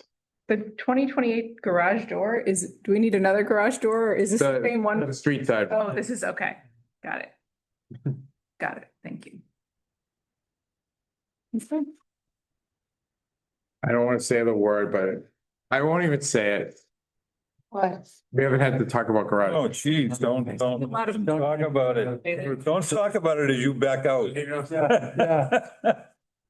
Well, Nick tried to close it on me yesterday. So Yeah. this is the time of year that gets dangerous because people want to close the door right away and people are coming and going. And so we have to keep reminding people to don't just hit the button. Make sure Nobody's there yeah. or no, that Nobody's trying to come in just as you're hitting it. Oh my God. All right, All right. on to the expense. Okay, so they're gonna ask at the end of the budget, presentation, we're gonna present capital, we're gonna present operating. And then we're gonna talk about the energy conservation charge, which we always set during this time for the subsequent year. So we'll be asking for a vote on all of those three things at the end. Okay. And Olivia is with us this evening. Hi, Olivia. Hi. So do we want to like expense and then this or we're? So let's kick off the expense budget with the Energy conservation. with the discussion of the energy conservation charge. Do you want me to stop sharing or? No, you can keep going. So thank you to Olivia for stepping up. Usually Joe handles this, but we weren't gonna keep Joe from 6 o'clock till 8:42.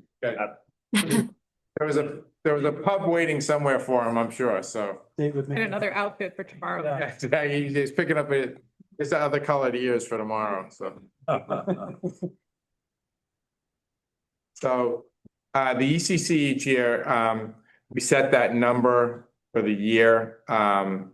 We vote on it now and it takes effect in January, so. Viv, you want to talk a little bit about the past year and how it's shipping for the coming year?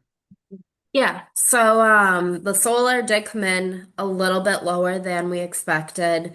And then we had abode, which is just the flat fee and consultations. The rebates and incentives we had, which I believe that looks like it was actually A little over. a little over, yeah. Other than that, the programs, let's see. Sorry, I'm just looking. Bear with me. This is the first time I've done this. Other than that, we have just the WMGLD admin and then MWIC admin and those programs, and then all our EV programs. So we came in at $716,855 for 25. Versus a budget of, Was the budget, Yep. we had increased it last year. well, we did, so versus a budget of, I think it was like 751 or something like that, 750. Hang on. I think it was 751. So we came in a little under, obviously, one of the big drivers of that was solar came in under. But we have a couple of projects that have also spanned over the fiscal year too, so that money is being spent currently. Liv, what were the ones we talked about that it was already committed to? There was a couple of things we had in progress. Where Dockside was one. Dockside You know, definitely is a big one. Oh, sorry. Yeah. Yeah. I think trying to think of who else we did off the top of my head.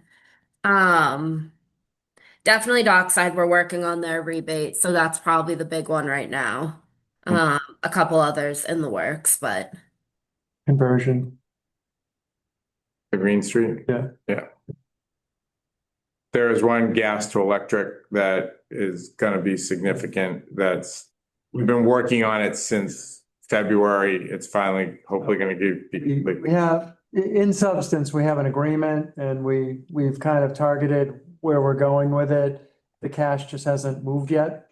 So, you know what I mean? So it's just one of those things, we've identified it, we've targeted it, and there's just been a little bit of delay getting, closing the deal on It's it. no, this one is a residential customer on Green Street. We cannot get a new gas service in there. It was installed prior to the current regulations. The current gas service actually comes up in the middle of the house. It needs to be cut off. We don't have a way to get up there without spending thousands and thousands of dollars. So therefore, we're working with them to convert them over to all electric. Yeah. So, yeah, so like I said, I mean, we've, the budget came in a little bit, the spending came in a little bit light this year, but we identified where we were going to spend it. The cash just hasn't moved yet, so. Topside is Main Street, Hill, right? That's what you're. Yeah. yeah. What are they doing? So we're working with them. We did a commercial audit for them with CET, and we're working on a rebate. They're deciding between two projects, either insulation or I believe new condensing units. So we're just kind of working with them and CET to figure out the best option for them, and then we'll be able to give them a customized rebate. Okay, great. How much should we allocate for solar again in the fiscal year 25? Do you recall the budget? Which was the actual. Yeah, you said Yeah. we were under. I want to say it was a little over 100,000. I think it was $40,000 different, 42,000. I think is what. It was 100, it was 100 something, yeah. Yeah, I want to say Joey told me it was $42,000 underspent. Yeah. Okay, great. I think just because everybody had them on the drawing board in years past before the incentives dried up a little bit, there was a big rush because we have seen a little bit of an uptick in the past few weeks of, Abdir kind of manages those for us now. I get copied on everything. And so we have seen a slight uptick because of the retirement of the credits at the end of the year. So what we're recommending for this is to not change keep the conservation charge the same, which would generate a budget of 797 for next year. And a little bit of shuffling of reducing the budget solar by about 15 grand. And then increasing our rebate line item.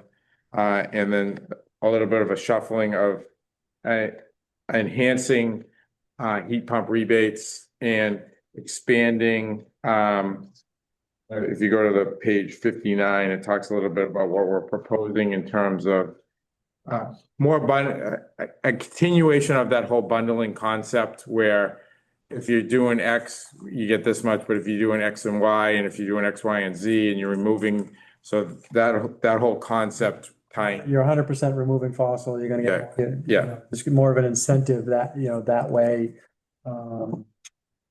So, heat pump would disconnect from gas. Replacing fossil fuel, blah, blah, blah, yeah. So, and we had started that bundling concept last year, 5,000, 7,500, 10, Yeah, so you can really take it. Sweetened, So you can really, if you're gonna do a whole home conversion, you can really take advantage of some, And what was the ECC, before last year? This past year was 3/4%. 7.5. Yeah, so I believe it went. Before that, it was 0.7. 27 and what, 75? Okay. It went from 0.7 to 0.75. And now it's 7.5 again. Okay.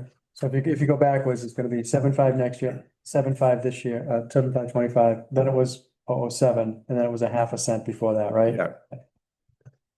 Yeah, so when we switched from that whole old model of a fixed price per bill to the cents per kilowatt hour basis, we started it out at 0.5%, and since we started 3 or 4 years ago, it's risen to 0.75%, but we're recommending holding it firm this year and just changing what's in each of the buckets. Change in the mix, yep, yeah. Slightly on topic, off topic, in terms of kind of the movement in the removal of the dishwasher from the rebating, because basically at the rebate is they get to buy a more energy efficient bottle. Generally, it's more expensive. Dishwashers are all essentially Energy Star, like it's very hard to find a dishwasher that isn't an energy saving. So I don't know that we necessarily need to. So are you saying that there's not one model or brand that is leaps and bounds above the other? They're all. Yeah, they've kind of plateaued Okay. for many years, and if you want to have Joey take a look at the data, but essentially all dishwashers on the market are Energy Star now. Yeah. And There's no differentiation. yeah, there's no differentiation, in terms of. You're kind of incentivizing somebody to Yeah. buy something that Comes a would free be, ride. yeah. So I don't know if we want to, kind of evaluate that to see if that stays or it goes. We can chat about it next month, so we could talk to Joey about it, but I mean, if you look at. Small dollar. Yeah, $1,700 last year, so it's not, but yeah, like you said, if it's, if the money is better spent. Yeah, so 1,700. from a right, an energy Yeah. savings perspective, I think it's very low value for us, and obviously I think that there are other places that the dollars go further in terms of the energy savings and to close the gap with. I wasn't even aware of that, little factoid on dishwasher, you know what I mean? I don't know, dishwasher. Yeah, it's Surprising. Yeah, so there really isn't a differentiator anymore versus the cost differential from a gas or an electric dryer to a heat pump dryer, clothes dryer there's a big gap in cost, but a huge savings in energy efficiency. So that would be a better place in my mind, to spend dollars in that space. Mm-hmm. Right. Yeah, we'll see that up the next, absolutely. And the windows. It's, We're gonna remove those. yeah. Yeah, I don't think very many people are doing windows anymore, so. And we continue for a few more years, but right now, it's similar in the fact that most of these windows have high E values now, and it's incenting the delta. It's almost impossible to find the windows that we are saying is worth the incentive versus what everybody else, So we end up finding ourselves saying no a lot to the window rebates because they don't meet our number because most people can't find that. So the numbers that are on page 57, insulation / windows, is that both? That's both together. I don't know what the separate number for just windows is. I think he has it. Off the top of my head. Oh, no. It's lumped together, but And I don't know if this is what this number on page 59. Yeah, $5,500. $5,500. Yeah. All right, where's the 5,500? In the estimated addition where it's negative 5,500, where I see. removing it from old to new and then carrying that over. So I'm assuming that last year Was about that. was the window of that insulation window. Yep. That's that piece, If I'm reading that. Yep. But eyes. Yeah, again, we find ourselves having to say no more often than not, so. Yeah, that's misleading. Then it's Yeah. more, more problem than it's worth, probably. Correct. Yep. All right, so the recommendation is we're gonna hold the ECC rate at 3/4 of a penny, 0.0075. Yep. On the expense budget? Actually, can I ask some questions on this changes just quickly? Yeah. You don't I don't see a clear way to pair insulation with replacing fossil fuel and disconnect from gas. Am I missing, like, are there combinations of that? Like, could a customer do both and then get? Or does it incorporate that? Incorporates that. So is it assuming that the customer replacing fossil fuel is insulating? Yeah, so I think the first line item is just the heat pump. The second line item is heat pump with insulation. But yeah, I think, yeah, it doesn't write it there, but it assumes you're doing all three Okay. things.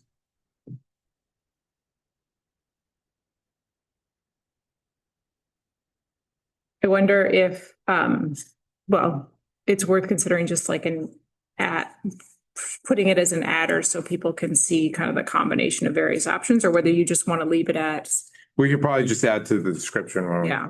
Yeah. or whether you just want to leave it this way, but, It's on the, like, the rebate sheet that they publish has kind of that broken out and done that, so, which isn't in this format, it's a slightly different.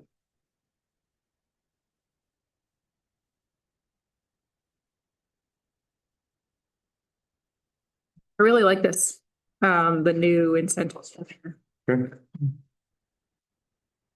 If you guys decide to pull the dishwasher, do you want to potentially look at allocating those funds into the heat pump clothes dryer?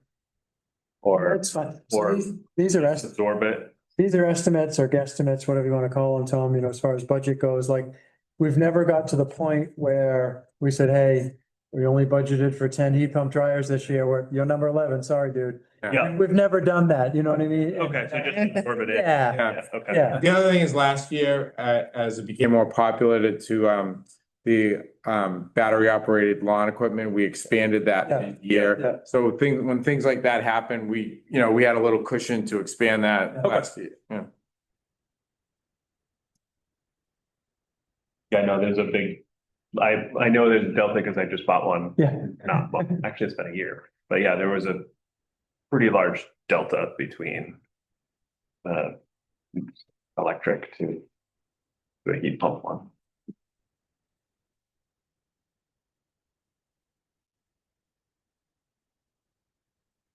Okay. We're good on the ECC budget?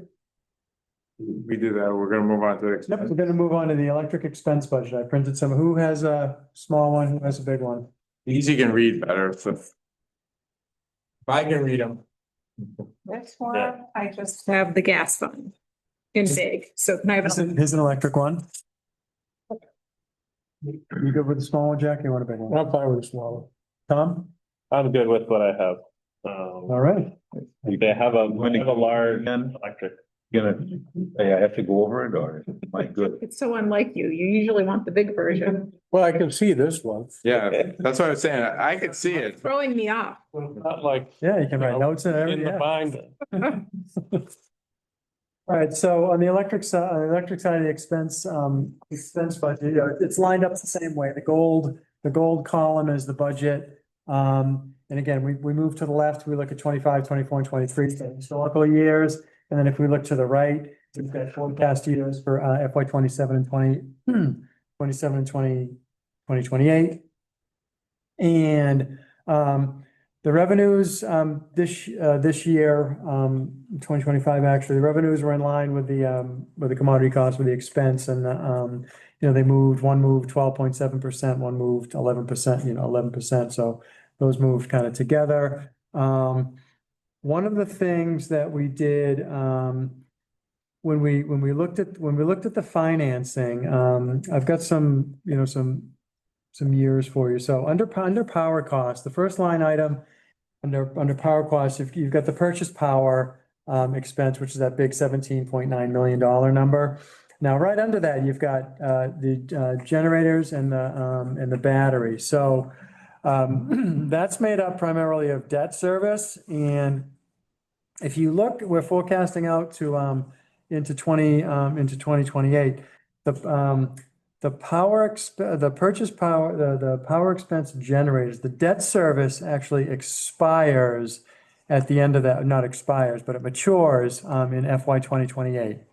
So that generator debt will actually be falling off in that out year, the year following. And that actually frees up, if you look down the power expense, Energy Park, the debt service is 955, 928, 901, so like 900,000. So in 2028, half of that, 500K is actually going to be maturing.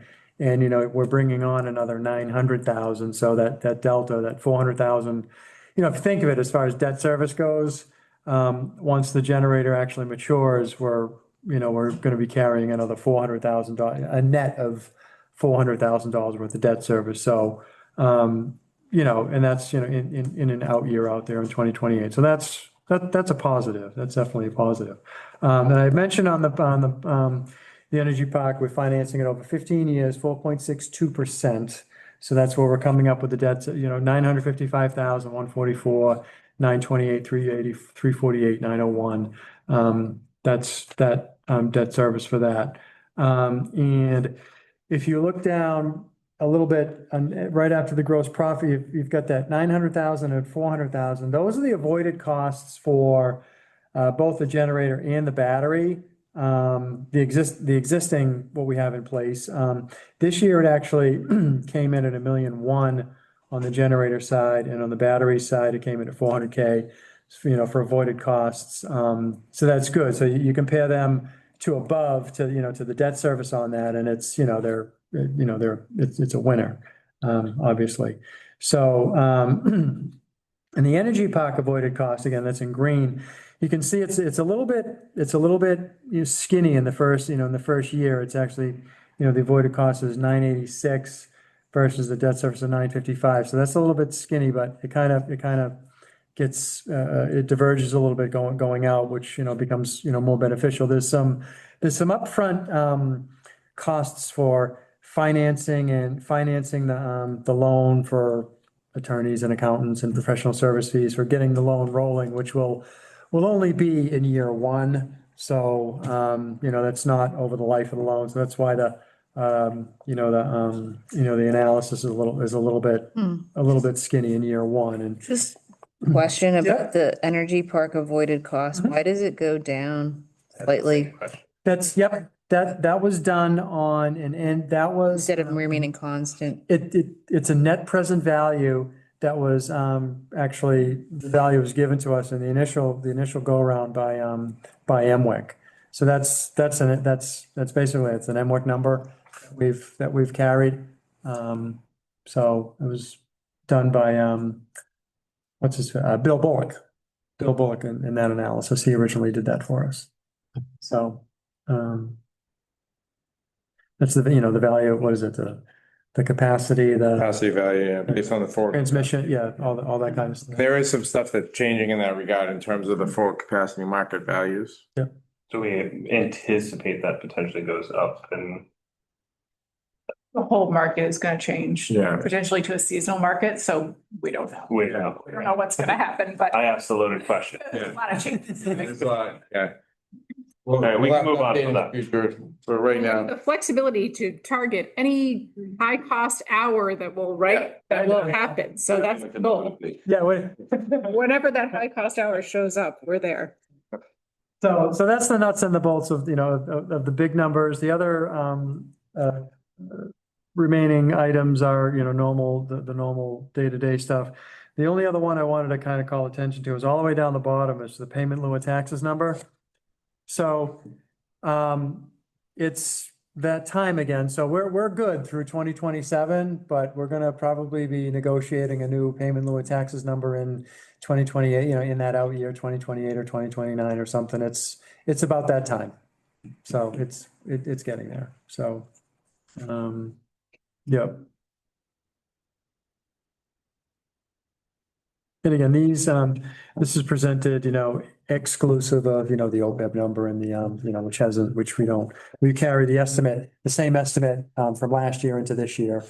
So there is a carrying number, but it's not, the pension and benefit and OPEB number, includes a carrying number, but not the exact number. We just carry last year's over until we have the true number once it's final.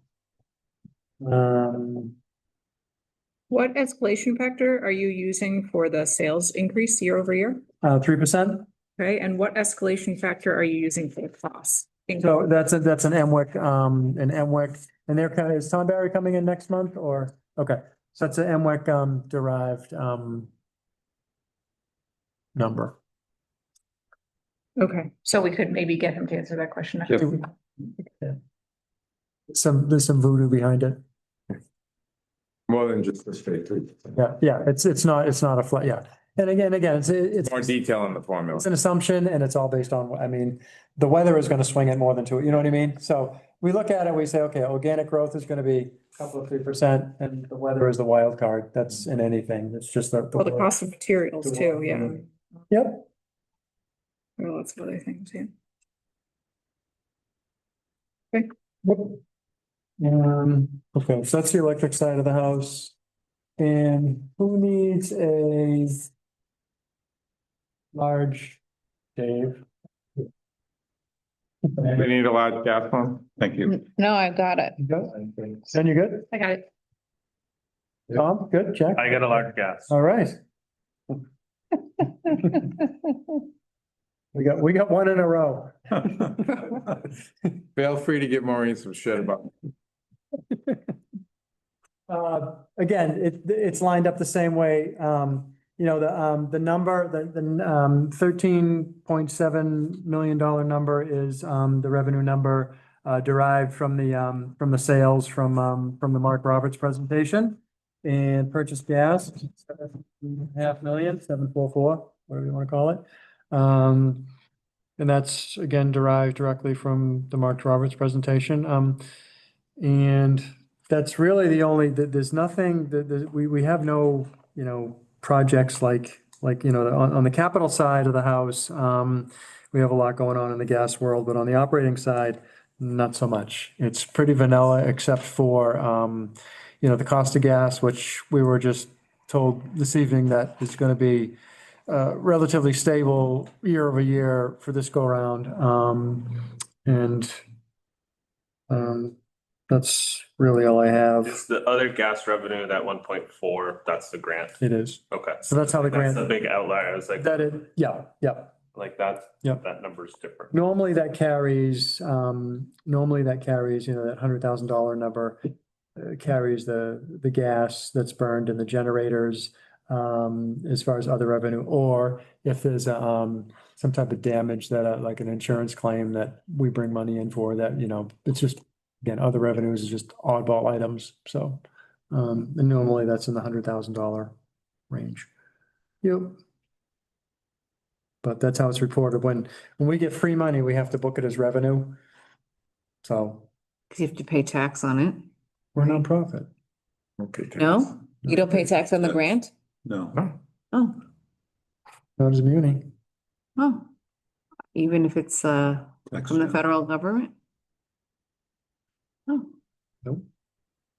The only tax we levy, and we're a conduit for it, is sales tax. So on the commercial side, Okay. the commercial side of the house, you know, if you're a business, machine shop or whatever, we have to charge a sales tax on it.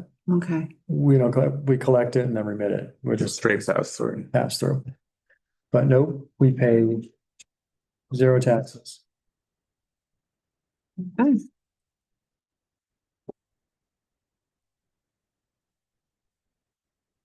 Any questions on any of the budgets? The thing is a free lunch. Perhaps. Don't do that too loud, because then you'll get free. You'll get a tax authority. There's a lot of work that goes into getting it. Definitely not free. All right. With a lot of strings attached. Yeah. Exactly. Yeah. Do you guys have specific language for the motion to pass the budget, or? Food, capital operating. ECC. Actually, we're not changing the ECC. Do we even need to vote for that? You don't need, approve the capital and expense budget as presented. I will entertain a motion to approve the capital and expense budget as Presented. Thank you. I make a motion to approve the capital Second. budget expenses and energy efficiency expenses as presented. No energy efficiency. Capital and Oh, sorry. expense budget Sorry. as presented. Capital, yes. Second.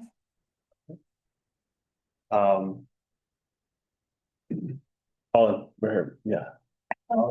in favor? I Past my bedtime. know. I know. My brain is All right, that motion passes unanimously. Thank you, Lev. Thanks, Lou. Thank you. And, No problem. Nailed it. Is Harry sleeping? Yeah, he's on the couch, sound asleep. Wish I was with him. Thanks, Lou. all right.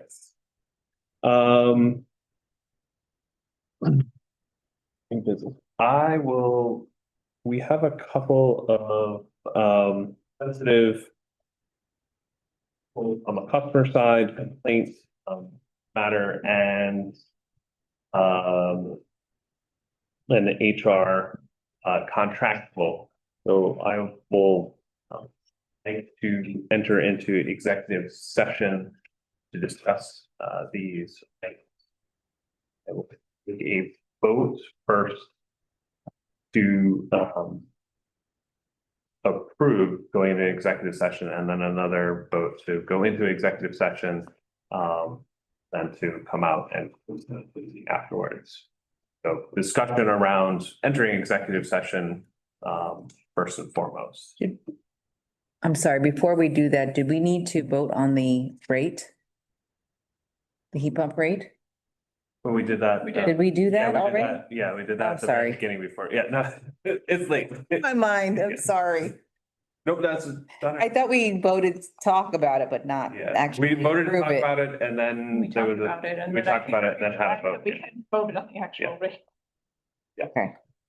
All right, so we can have a discussion around entering into executive session or if we're on agreement to do so, because it's not in the agenda. This kind of came after the fact. Yeah, these are issues that I think we need to address. We're all in favor of going into executive session. No, All me right. too. Yes. All right, so let's take a vote, say that we will enter executive session and then we'll take a vote to actually enter executive session and then to exit executive session to adjourn the open meeting. All right. I'll have a motion to Motion to just authorize going into. approve going into executive session for the purpose of addressing these two issues. All in favor? I'll second and Oh, sorry, yeah, I'm in favor. all in favor. Aye. Passes unanimously, and I will entertain a motion to enter executive session to discuss these issues and then to exit back into open meeting to adjourn. I will make that motion. All right. So move. I'll second. All in favor? So Sylvia, we'll just have to record that as a roll call vote. Oh, yeah. Entering executive session is a roll call vote, but we'll record it as that. Fine. Okay. Thanks. Have a good night. Thank you. Good night. And Okay, I'm going to stop recording. yeah. Is there any possibility of anyone being in the office to close the door?